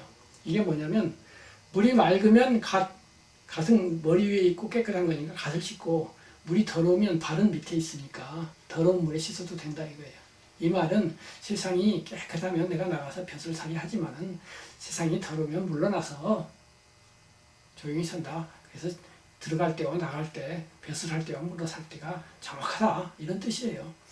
그렇게 해서 이제 이 노래를 불렀다고 되어 있는데 이 노래가 여기에서 시로 어떻게 되냐면 창랑지수 청해 가이탁 오영 창랑지수 탁해 가이탁 고족 글자 수를 탁탁 맞춰놨잖아요. 이 해자는 우리말로 하면 맑음이요 이런 거예요. 이요 하고 이렇게 어조사로 들어가는 거예요. 창랑지수 청해 맑음이요 창랑의 물이 맑음이요 가이탁 오영 가히 내 갓근을 씻을 만하다. 장랑지수 탁해요 하고서 또 여 하고서 가이타고죠. 이런 식으로 이제 시적으로 쓰는 겁니다. 이렇게 해서 서로 생각이 다른 두 사람을 딱 대비시켰는데 이 작품의 특징 중에 하나가 또 있어요. 중국 사람들은 말을 난만하게, 풍성하게, 막 흐드러지게 하는 것도 잘하지만 간결하게, 간단하게, 요약해서 말하기도 잘해요. 특히 군자라고 하는 인품에 도달하면 또 현자, 성자로 갈수록 말이 간단해지는 경향이 있어요. 논어보세요. 보통 8글자, 10글자로 그냥 끝나잖아요. 그런데 이것은 간단한 어법을 쓰고 있어요. 이런 시 부분을 제외하면 우선 제일 앞부분도 구론이 이미 추방되어 이렇게 됐는데 한문으로 하면 4글자예요. 구론 기방이에요. 구론 이름이고 이미 이자예요. 이미 기, 이미 이 이렇게 두 가지로 읽는데 방, 놓을 방자인데 이건 추방됐다는 거예요. 그러니까 구론 주어 빼면은 2글자밖에 없어요. 이미 추방되었다. 근데 이미 이자 이거 하나 가지고 그동안에 뭐 상관대부하고 임금하고 이러저러한 갈등이 있었어요. 그래갖고 저렇쿵저렇쿵 해갖고 소설책 하나가 될 만한 얘기를 다 빼버리고 이미 이자 하나에다 다 집어넣어버렸어요. 생략! 그동안의 경과 생략! 구론은 이미 추방된 거야. 앞에 얘기 다 빼버려. 이것이 간결이에요. 이게 바로 단독 직입적으로 사건이 일어났던 현장으로 가버려. 대부분 수필가가 그렇게 안 하죠. 예를 들면 내가 어디에 산속에서 한 노인을 만났는데 참 멋들어진 대화를 2마디씩 주고받았어요. 이거를 내가 수필로 쓸게요. 그럼 그래도 옛날부터 한 달 전부터 산에 한번 가고 싶었어요. 그래갖고 저렇게 그렇게 해가지고 이제 뭐 등산복을 차려입고 이렇게 가서 버스를 타고 이렇게 해가지고 갔어요. 하다 보니까 뭐 겨울을 건너고 저거 가다가 친구들도 헤어지고 내가 혼자 갔는데 노인이 하나 있었어요. 그래서 노인 만났어요. 여기 있고 노인 만나기까지 경과를 길게 쓸 수가 있어요. 근데 중국 사람도 그렇게 하네요. 우선 옛날에 종이도 별로 없고 그렇게 쓰려면 귀찮아서도 그랬을 거예요. 그런데 특히 왜 그랬냐면 글을 벌써 읽는다는 사람 자체가 상당히 고급한 군자들이에요. 군더더기가 없어요. 그런 사람한테 뭐 배낭 메고 어쩌고 저쩌고 이런 얘기 겁살스러워요. 그런 얘기까지 내가 왜 들어. 본론만 말을 하라고. 이렇게 되는 거예요. 바로 얘기해버리는 거예요. 당신도 유단자고 나도 유단자다 이거죠. 그래서 독자를 유단자로 상정하고 글을 쓰면 글이 이렇게 돼요. 근데 독자를 7급짜리로 상정하고 쓰면 글도 7급이 돼요. 못 알아들을 것 같으니까 그렇게 쓰는 거예요. 근데 그런 정도 되고 이렇게 되면 나도 인류 선비인데 읽는 사람도 인류 선비니까 구론은 이미 추방되었다 이렇게 하는 거예요. 이렇게 간결하게 바로 들어가고 그 안에 어부가 나타나는 장면도 마찬가지예요. 어부가 그때 저쪽에서 무슨 소리가 들리기를 쳐다보니까 어부가 천천히 오고 있었다. 드디어 어부가 도착해서 이렇게 말했다. 아니에요. 바로 형용이 여유였다라 해놓고 바로 어부가 말을 해버려요. 바로 어부가 또 왔어요. 금사에. 다 생략돼 있어요. 그리고 어부가 말한다. 구론이 말한다. 구론할 어부할. 3글자 하고서 바로 말만 2마디씩 주고받아요. 그러면서 서로 다른 의견을 딱 말하는데 마지막에 그러고는 드디어 사라지니 다시는 서로 말을 주고받음이 없었다. 이렇게 돼 있는데 한자로 하면은 6글자밖에 안 돼요. 수, 거, 불, 부, 여, 언이에요. 드디어 수, 갈 거 가고 안입을 다시 복 또는 다시 부. 다시 반복하지 않았다. 여언. 줄 여자인데 서로 말을 주고받았다. 이거예요. 말씀은. 말을 주고받지 않았다. 그러니까 다시는 말이 없었어요. 이것이 또 탁월해요. 대부분 수필가들은 여기에서 이제 자기 의견을 써요. 구론의 입장이나 어부 입장에서. 또는 두 사람을 비교하면서 지금 제가 말씀드린 것처럼 두 사람이 이렇게 유가적 가풍과 도가적 가풍에서 각각 이야기를 하였는데 이것은 중국 전통이 이러저러하고 공자가 이러고 노자가 저러 있거든. 그리고 무슨 다른 위대한 인물들 중에 유가적 전통에 속하는 사람은 아무 개가 있었고 도가적 전통에 속하는 사람은 아무 개가 있어서 그리고 나는 생각한다 어쩌고 저쩌고 하고 자기 의견을 주저리 쓰죠. 아니고 다시 말이 없었어. 딱 보여주고 연극이에요. A와 B가 딱 투쟁하고 딱 헤어지고 끝났다. 생각은 당신들이 해라. 이거예요. 이렇게 해서 이제 구론의 그 무드를 봤는데 이 무드는 주로 간결하고 짤막하고 단촐하고 조촐하고 또 강직하고 이런 무드죠. 이런 무드로 글을 쓰는 분이 이제 우리나라에도 많이 있었지만은 제가 좋아하는 피천득 선생님 경우도 언어를 간결하게 쓰는데 능숙하시죠. 그런데 현대인이고 또 구론으로 말하면 그 인격이 군자를 넘어서서 현자의 경지쯤 올라가요. 그런데 이제 피 선생님은 겸손하시게 현자까지 적지 아니하고 독자를 군자 정도로 잡으신 것 같아요. 그래서 조금 더 낮기는 하지만 그러나 이제 보통 사람이 보기에는 또 높죠. 이 선생님이 처음으로 책을 내실 때 제목이 산호와 진주예요. 이 제목 하에 시하고 수필을 함께 냈다가 나중에 시와 수필을 분리해서 따로따로 내었고 그 중에 수필집 제목이 지금은 인연이라고 알려져 있죠. 그래서 그 산호와 진주라고 책을 처음 묶었을 때 거기에 서문이 있는데 서문이 명문장이에요. 언어가 간결해요. 간결하면서도 구론만큼 간결하지는 않아요. 그러면서 그 나름의 무드가 있어요. 무드 면에서는 구론보다 훨씬 더 그것을 느낄 수 있도록 문장이 되어 있어요. 한번 읽어볼게요. 산호와 진주는 나의 소원이었다. 그러나 산호와 진주는 바닷속 깊이 거기에 있다. 파도는 언제나 거세고 바다 밑은 무섭다. 나는 수평선 멀리 나가지도 못하고 잠수복을 입는다는 것은 감히 상상도 못할 일이다. 나는 고작 양복바지를 말아 올리고 거닐면서 젖은 모래 위에 있는 조가비와 조약돌들을 줍는다. 주었다가도 해뜨려 버릴 것들, 그것들을 보아 두었다. 내가 찾아서 내가 주워 모은 것이기에 때로는 가엾은 생각이 나고 때로는 고운 빛을 발하는 것 같기도 하다. 산호와 진주가 나의 소원이다. 그러나 그것은 될 수 없는 일이다. 그리 예쁘지 않은 아기에게 엄마가 예쁜 이름을 지어주듯이 나는 나의 이 조약돌과 조가비들을 산호와 진주라고 부르련다. 책의 서문으로서 이런 명은 드뭅니다. 수필집을 낼 때 수필집 서문도 이렇게 수필로 써야 돼요. 나는 이 책을 이러쿵저러쿵 해서 썼습니다 하고 설명하는 서문 말고 서문 자체가 수필인, 예술인 수필을 써야 된다고요. 보세요. 산호와 진주는 나의 소원이었다. 그런데 산호와 진주는 바닷속 거기 있어. 그런데 나는 그 안에 들어가기에는 겁이 많아서 못 가요. 그래서 바닷가에서 거닐다가 산호와 진주만은 못한데 그래도 조약돌과 조가비를 주어요. 그걸 가지고 집으로 와요. 근데 내가 주었잖아요. 내 정이 들었잖아요. 그래서 가만히 보면은 가엾기도 하고 갑자기 예쁜 빛을 발하는 것처럼도 보여요. 왜? 내가 주었으니까. 그리고 작품으로 돌아가 봅시다. 내가 이번 작품 기억내는데 이 작품들이 산호와 진주는 아니에요.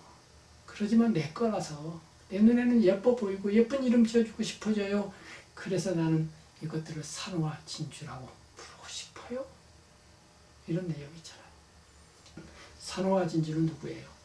선생님이 존경하고 사랑하고 평생 남에게도 가르쳤던 쉘리라든가 워즈워드라든가 바이런이라든가 셰익스피어, 산호와 진주인데 나도 그렇게 되고 싶었지만은 그건 지금 와서 보니까 거의 어려워요. 그러지만은 나 나름대로 아까 말씀드린 나의 개성, 그분들이 사과 만들 때 난 사과는 못 만들지만 조그만 딸기 하나 만들래요. 그리고 여기 산호와 진주에 이렇게 됐어요. 그래서 이 선생님의 겸손한 인격, 인품 이런 것, 그리고 작은 것들을 사랑하는 마음, 인생을 사랑하는 마음, 이런 것들이 다 어우러져서 나름의 무드가 생기잖아요. 이게 이제 무드인 거예요. 그런데 이거보다 이제 더 풍요롭게 무드를 아예 만들려고 맘먹고 만든 무드가 있어요. 이 두 문장들은 주로 간결한 건데 간결이 아니라 좀 넉넉하게 좀 묘사를 풍부하게 해서 아름답게 채색도 하고 한번 글을 써보자 이런 글이 있는데 그 글을 중국 문학에서는 이백의 춘야연 도리원서, 그리고 현대문학에 와서는 가람 이병기 선생, 국문학자이고 시조 시인이신 가람 이병기 선생이 가람문선이라고 하는 작품집을 내고 거기다 또 역시 서문을 썼어요. 그래서 가람문선 서 이 두 가지를 비교해 볼게요. 이백이라고 하는 분은 시인으로 널리 알려져 있는데 이제 고문진보라고 하는 옛날에 쓰여진 훌륭한 작품을 모은 고전 작품집이 있죠. 전편에서는 시를 모아놓고 후편에서는 이제 산문을 모아놨는데 거기에 이제 이 어부사도 들어있고 여러 가지 글들이 들어있는데 그 중에 이백의 춘야연 도의원 서라고 하는 게 들어있는데 서 마지막 서는 역시 서문이다 이런 거예요. 원래는 서문이 아니고 서 그러면 그것이 서문이에요. 서에다 문자를 굳이 붙일 필요가 없어요. 서라는 것 자체가 문이란 뜻이에요. 서라는 형식의 글이에요. 아까 어부사는 사라는 형식의 글인 것처럼 서라는 형식의 글이니까 춘야연 도의원서 하면 춘야 봄밤 봄춘 밤야 춘야연 잔치연 봄밤에 잔치를 열었다. 도리는 복숭아 그다음에 오얏 복숭아와 살구 꽃이 핀 곳에서 봄밤에 잔치를 열었어요. 옛날엔 전기가 없었으니까 밤에 놀려고 그러면 이제 촛불을 밝혀야 돼요. 혹은 무슨 횃불을 밝히든지 해야 돼요. 그래서 밤에 이제 잔치를 열었는데 도리원 동산 복숭아 자두가 꽃 피어난 동산에서 봄밤에 잔치를 열었어요. 춘야연 도리원 그리고 서 잔치를 연 거에 대한 서인데 잔치를 열기만 한 게 아니라 거기에 이제 시를 좋아하는 이제 친구 특히 이제 동생들하고 같이 잔치를 열고 각각 시를 짓고 그걸 가지고 책을 한 권 묶은 거예요. 책은 안 됐겠지만 조그맣게 이제 묶은 다음에 제일 앞에다가 형님이 하나 쓰세요. 그래서 딱 서를 쓴 게 이제 이거예요. 근데 그 안에 무슨 시가 있었는지는 지금 다 없어졌어요.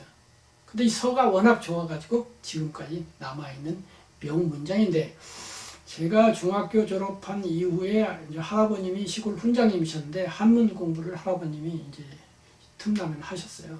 그래서 이걸 한번 배웠는데 너무 좋아가지고 그때 다 외워버렸어요. 한문으로.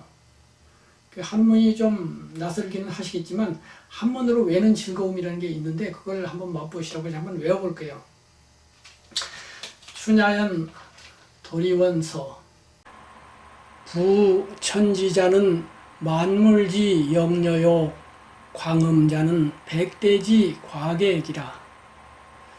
이 부생이 양몽하니 위환이 기하오 고인이 병촉 야유는 양유이야로다. 양춘이 소아이 연경하고 대개 가아이 문장이라.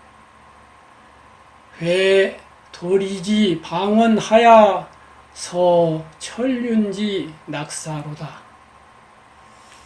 군계 준수는 계위 해련이요 오인 영가는 독참 강락이로다. 유상이 미하고 고담이 전청이라. 개 경련이 좌화하고 비우상이 취월이로다. 불유 가작이면 하신 아회야 여시 불성이면 허루이 금곡주수하리라. 제가 토까지 넣어서 낭송을 했는데 글자 수가 수백 자밖에 되지 않아요. 한번 해석을 해볼게요. 부천지자는 부는 이제 지압이 부자인데 여기서는 대개 무릇 하면서 이제 말을 시작할 때 그냥 시작하지 않고 앞에다 한마디 붙이는 거예요. 부천지자는 대개 천지 하늘과 땅이란 놈은 사람 자자인데 것은 이런 뜻이에요. 대개 하늘과 땅이라는 것은 만물지 영녀요. 만물 모든 사물들의 영녀는 여관이다 이 말이에요. 호텔이다 이 말이에요. 무릇 하늘과 땅이라는 것은 만물이 쉬어가는 여관과 같고 이런 거예요. 이 공간을 이렇게 뜬 거예요.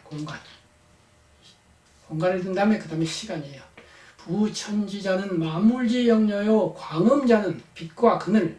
광음이라고 하는 것은 밝음과 어두움, 낮과 밤, 시간을 의미해요. 광음자는 광음이라는 것은 백대지 과객이라. 백대는 이제 10대, 20대, 100대 그러니까 영원한 이런 거예요. 백대지 과객이라 지나가는 선입니다. 하늘과 땅이라는 호텔에 시간이라는 놈이 편히 지나가는 손님으로 그렇게 지나가고 있다 이거예요. 얼마나 스케일이 큽니까? 이 200이라는 사람은 시인이지만 협객이에요. 칼로 가지고 막 사람과 결투도 하고 이랬던 사람이에요. 그래서 호쾌하고 장쾌합니다. 부천지자는 마물리 영녀요, 광음자는 백대제국하게 아주 술이 취해가지고 기고만장한 거예요. 이 부생이 양몽하니, 이는 이제 말을 시작하기 전에 역시 붙이는 말 이을 이자 의미는 없어요. 그냥 부생이 양몽해도 되는데 이 부생이 양몽하니 이렇게 딱 이름을 주는 거예요. 부생은 뜰을 보고 날생, 떠있는 인생, 인생이 부질없다라고 할 때 하는 말이에요. 이 떠있는 인생이 양몽하니 같을약 꿈몽, 꿈 같으니, 뜬 인생 꿈 같으니 위환이 기하오, 위환 즐거울 환, 즐거움이 기하오, 기하학 할 때 기하예요. 어찌 하자예요. 어찌라는 건 얼마나 되냐 이 말이에요. 즐거운 때가 얼마나 되냐, 이 뜬 인생 즐거운 때가 얼마나 되느냐. 위환이 기하오. 고인이 병촉 야유는, 고인 옛사람들이 병촉 야유 촛불을 들고 밤에 논이었다. 옛사람들이 밤에 촛불 켜놓고 놀았다. 지금은 밤에 활동 많이 하지만 옛사람들은 저녁 6시 7시만 되면 캄캄하고 활동이 끝나는 거예요. 그 놀래고 하면 굳이 촛불을 밝혀야 되는데 그것이 특별한 일인 거예요. 특별하게 촛불까지 켜놓고 밤에 놀았다 이거예요. 고인이 병촉 야유는 양유이하로다. 그럴 만도 했다 이거예요. 그러면 이제 우리도 지금 촛불을 켜놓고 횃불을 켜놓고 지금 밤에 논일고 있는데, 항양춘이 하물며 항양춘이, 양은 이제 볕 양자예요. 볕이 드는 봄이, 따뜻한 봄이 하물며 양춘이 소 아이 연경하고, 소는 부른다 이거예요. 아이 나를 무엇으로써? 연경으로써. 연기 연자에 경치한다는 경자예요. 연기 경치는 뭐예요? 봄에 아로아로게 안개가 낀, 인해가 낀 무슨 푸른 봄은 그 아지랑이 풍경으로서 나를 부르고, 하물며 이 따뜻한 봄이 아지랑이 풍경으로서 나를 부르고, 항양춘이 소 아이 연경하고 글자 수를 딱딱 맞춰요. 앞에서도 부천지자 만물지 영녀 광음자 백대지 과객, 그 다음에 부생양몽 위환기하 딱딱 아기를 맞춘 다음에 항 앞에 항자를 빼고 나면 양춘 소아이 연경 대괴 가이 문장, 글자 수가 딱딱 맞죠. 양춘이 소아이 연경하고 대괴가 가이 문장이라, 대괴는 큰 대자 흑덩이 괴자인데 큰 대 흑덩이라는 건 지구라는 거예요. 이 지구가, 이 땅덩어리가 가이 문장이라, 가는 빌려줬다. 나에게 뭘 문장을 빌려줬다. 글 쓰는 재주를 빌려줬어요. 하물며 따뜻한 봄이 아지랑이 풍경으로 나를 부르고, 이 지구가 나에게 글 쓰는 재주를 물려주었으며 밤에 놀만하다 이거예요. 대개 가이 문장이라 회 도리지 방언하여, 회 모였다 이거예요. 도리 복숭아 오얏, 도리지 방언 꽃다운 동산, 복숭아꽃 자두꽃 만발한 꽃다운 동산에 모여서 회 도리지 방언하여 서천륜지 낙사로다. 이렇게 또 아기가 딱딱 맞아요. 회 도리지 방언 서천륜지 낙사. 서자나 앞에 추냐연 도리원 서하고 같은 서자인데 이게 풀었다 이거예요. 서천륜지 낙사로다. 천륜은 뭐예요? 하늘이 준 윤리, 즉 형제간에 모였으니까 천륜이라고 한 거예요. 천륜지 즐거울락, 즐거운 일이다. 회 도리지방은 하야서 천륜지 낙사로다. 복숭아꽃, 오약꽃, 만발한 꽃다운 동산에 모여서 천륜의 즐거움을 푸는구나. 회 도리지방은 하야서 천륜지 낙사로다. 군계 준수는 계위 해련이요. 군계 여러 군, 맞계 여러 군 손아래, 여러 손아래 동생들이잖아요. 여러 손아래 동생들은 군계 준수는 빼어나고 빼어난 아주 잘생기고 능력 있는, 준수는 계위 해련이요. 옛 형제 시인이 있었는데 동생 시인이 해련이에요. 옛 형제 시인 중에 해련과 같고 너희들은 해련이고, 오인영가는 독참강락이로다. 오인 나오자예요. 사람이 오인 영가는 읊조릴 영 노래할까. 지금 시를 읊조리고 있는데 너희들은 빼어나기를 옛날 그 동생 시인하고 같은데 독첨강락이로다 홀로 독 부끄럽구나. 나 혼자 부끄럽네. 강락한테 부끄럽네. 그 형제 시인 중에 내가 형만 못하고 너희 동생들은 그 동생보다 못하지 않다. 겸손한 거죠. 오인 영가는 독첨강락이로다. 이렇게 해놓고 유상이 미하고 유는 아주 깊숙한 거예요. 심산유곡 할 때 유예요. 유상이 깊숙한 그 경치를 맛보는 그 느낌이 아주 깊은데 유상이 미하고 안일미자 이미자 이건 뭐냐면 깊숙한 경치 그것이 다함이 없고 은은한 깊은 맛이 다함이 없고 유상이 미하고 고담이 전청이다. 이것도 또 글자 수를 맞춰 유상미 고담 전청 고담 높을고 말씀담 술이 취해서 목소리가 아주 굵어지고 높아진 거예요. 껄껄껄 하는 거예요. 고담. 이 고담은 두 가지 뜻이 있어요. 술이 취해서 목소리가 커졌다는 뜻도 있고 아주 고상한 이야기, 세속 이야기 말고 우리 시 이야기, 인생 이야기, 멋지게 사는 이야기, 이 고담이 전청이라 굴을전 말글청 주고받는데 그것이 굴러가지고 소리가 굴러서 맑게 굴러간다. 유상이 미하고 고담이 전청이라 유상은 깊숙한 경치는 배경이고 거기에 형제들이 앉아서 다 얘기하는 건 그 안에 인물들이죠. 개 경련이 좌화하고 비 우상이 취월 이것도 아기를 딱 담았죠. 개 동사 하나 딱 걸어놓고 뒤에서 비 날비자 동사 하나 걸어놓고 앞에 10개자 열고 날고 딱 해요. 개 경련이 좌화하고 경련은 구슬도자리예요. 구슬도자리를 쫙 펼쳐 놨는데 개 경련이 좌화하고 안일좌 꽃화 앉아있는 위에 꽃은 나고 떨어지고 비우상이 추월이로다. 역시 그것은 배경이고 날아다닌다. 뭐가 날아다니냐? 우상, 기두자, 술잔 산자예요. 술잔에 깃털을 달았는데 술잔이 날아다녀. 기우상이 취월이로다. 그러고서 다시 탁 하늘을 쳐다보니 달도 취했네 그려. 취할지 달을. 와. 개경련이 좌화하고 비우상이 취월이로다. 이것이 그런 뜻인 줄 알고 한자를 알고서 탁 읊어보면 그림이 탁 떠올라요. 이미지죠. 그리고 무드죠. 지금 무드가 막 생기잖아요. 이미지와 이미지들이 결합하면서 그야말로 봄밤에 무드가 막 생기잖아요. 개경련이 좌하고 비우상이 취월이로다. 부류 가작이면 하신 아해야. 부류 있지 아니하면 있을류 아니불 있지 아니하면 가작 아름다운 작품 아름다운 문학 작품을 쓰지 못하면 여기에 아름다운 작품이 없다면 하신 아해야 어찌 풀 것이냐.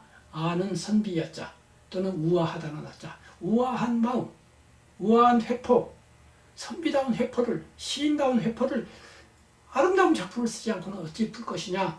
여시 불성이면 만약 시를 짓지 못하면 만일 여자예요. 여시 시를 불성 이루지 못하면 시를 짓지 못하면 벌의 금곡 주수하리라. 벌할 것이다. 무엇으로? 금곡의 술로서 벌할 것이다. 벌주를 마셔야 된다. 이거예요. 벌이 금곡 주수하리라. 이렇게 해서 이제 200의 춘야연 도리원서를 읽어보았는데요. 이미 말씀드린 것처럼 여러 가지 그 배경, 또 말하는 방식, 리듬, 운율 이런 것들을 종합해가지고 아주 한편으로는 고상하고 한편으로는 아름답고 한편으로는 덥고 한편으로는 크고 한편으로는 겸손하고 이러면서 전체적으로 무드를 만들어가는 아주 명수필 중에 명수필이죠. 그래서 이제 이에 대응해서 현대 수필 중에 또 무드가 훌륭한 가람 선생의 가람문선서를 읽어보겠습니다. 고향에 돌아온 지 여러 해가 된다. 흔히 한간에서는 낙향이라고들 말하지만 낙향이 아니라 귀향이요. 귀걸의 심정으로 옛 보금자리를 찾아온 것이다. 새소리에 날이 밝아오고 파도처럼 밀려오는 송뇌의 해가 저무는 속에 이렇게 했는데 송뇌라는 건 소나무 송, 피리 뇌자예요. 소나무 밭에 바람이 불면 피리 소리가 나듯이 소리가 난다 이거예요. 소나무 음악 이런 소리예요.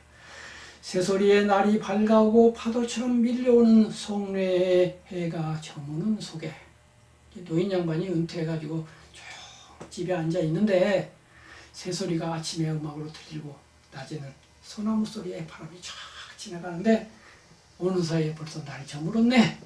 새소리의 날이 밝아오고 파도처럼 밀려오는 송례의 해가 저무는 속에 나는 오늘도 담담히 잔을 기울이다가 차를 마셨겠죠. 그만 하루 해를 보내고 있다. 매화도 늙고 보면 성근 가지에 한두 송이 꽃을 꾸며 족하듯이 늙은 매화나무 그런 그림 많죠. 다 고목이 되어가지고 싱싱한 가지 다 없어져서 이제 가지도 한두 개밖에 안 남았고 꽃도 몇 송이 안 남았어요. 그런데 그것이 야 젊었을 때 나 대단했는데 하지 않고 그래 이것도 좋게 하고 자족하는 경지에 이른 매화를 당신 자신에게 비교를 하는 거죠. 매화도 늙고 보면 성근 가지에 한두 송이 꽃을 꾸며 족하듯이 이제 나는 허울을 다 떨어버린 한 그루 고매로 고매는 늙은 매화다 이 말이에요. 그저 무념무상이면 넉넉하다. 앞에 하루 종일 그만 하루 해를 보냈잖아요. 별 생각도 없이 별 말하는 것도 없이 사람도 없이 혼자 그렇게 무념무상한 그것으로 그걸로 넉넉하다. 매화는 꽃 한두 송이로 넉넉하고 나는 아무 일 없으므로 이렇게 넉넉하다. 이것은 군자의 인품이죠. 인품이 고결할수록 타인, 타물, 대상, 아까 말씀드린 정치, 경제, 군사 이런 거를 초탈해버려요. 그쪽에서 아무것도 안 얻어도 돼요. 이쪽 소화, 안에 내화하는 철학, 예술, 종교로서 이미 충분하기 때문에 바깥에 가서 소용없어요. 이제 은퇴했어요. 그래서 하루 종일 아무 일 안 하고 있어도 매화꽃이 무슨 일을 하나요?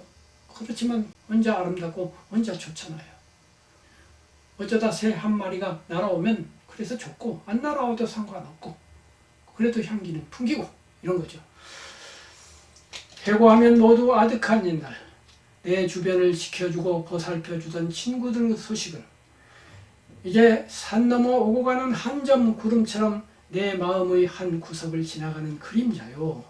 친구들 소식이 그림자처럼 내 마음에 지나가고 산골을 흘러내리는 물 위에 떠가는 꽃잎파리들이다.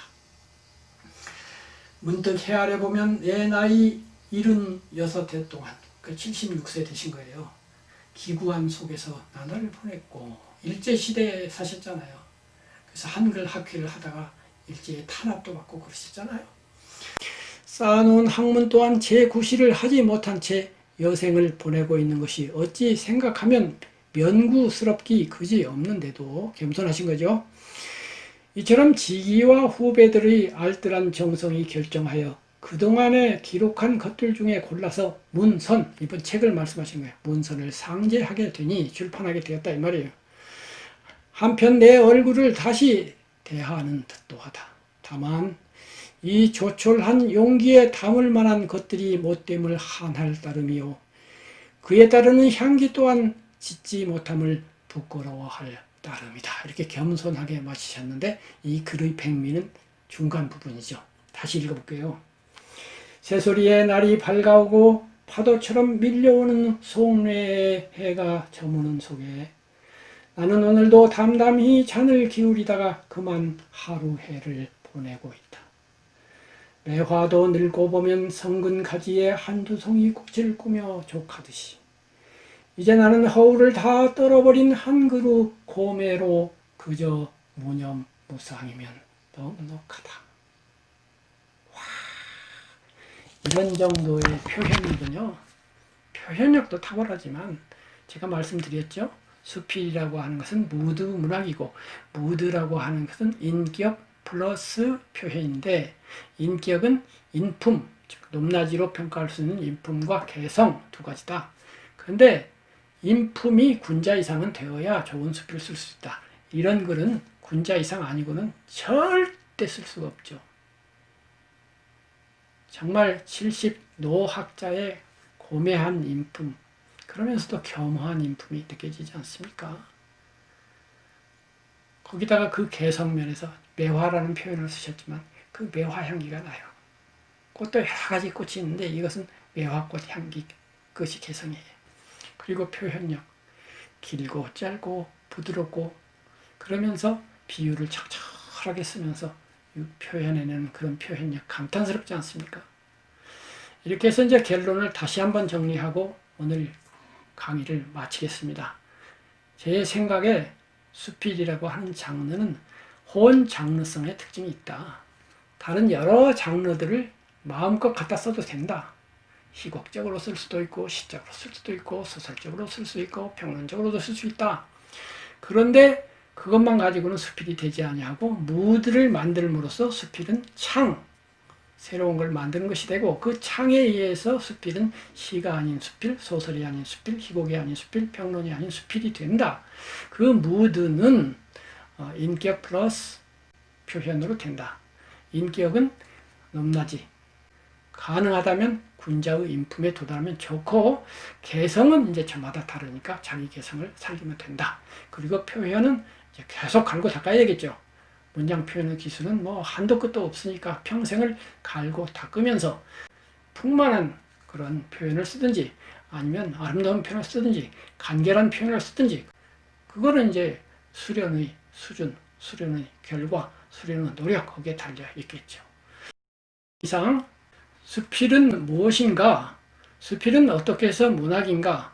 수필은 어떻게 해야만 문학이 될 수 있는가? 수필은 시, 소설과 어떻게 다르며 또 어떻게 같은가? 그 속에서 수필이 시가 아니고 수필이 소설이 아니고 수필인 이유는 무엇인가? 그런 것들을 이론적으로 살펴본 다음에 명작 수필 4편을 가지고 그 증거를 한번 말씀드려 보았습니다. 감사합니다. 다음 기회에 문학특강으로 다시 뵙겠습니다.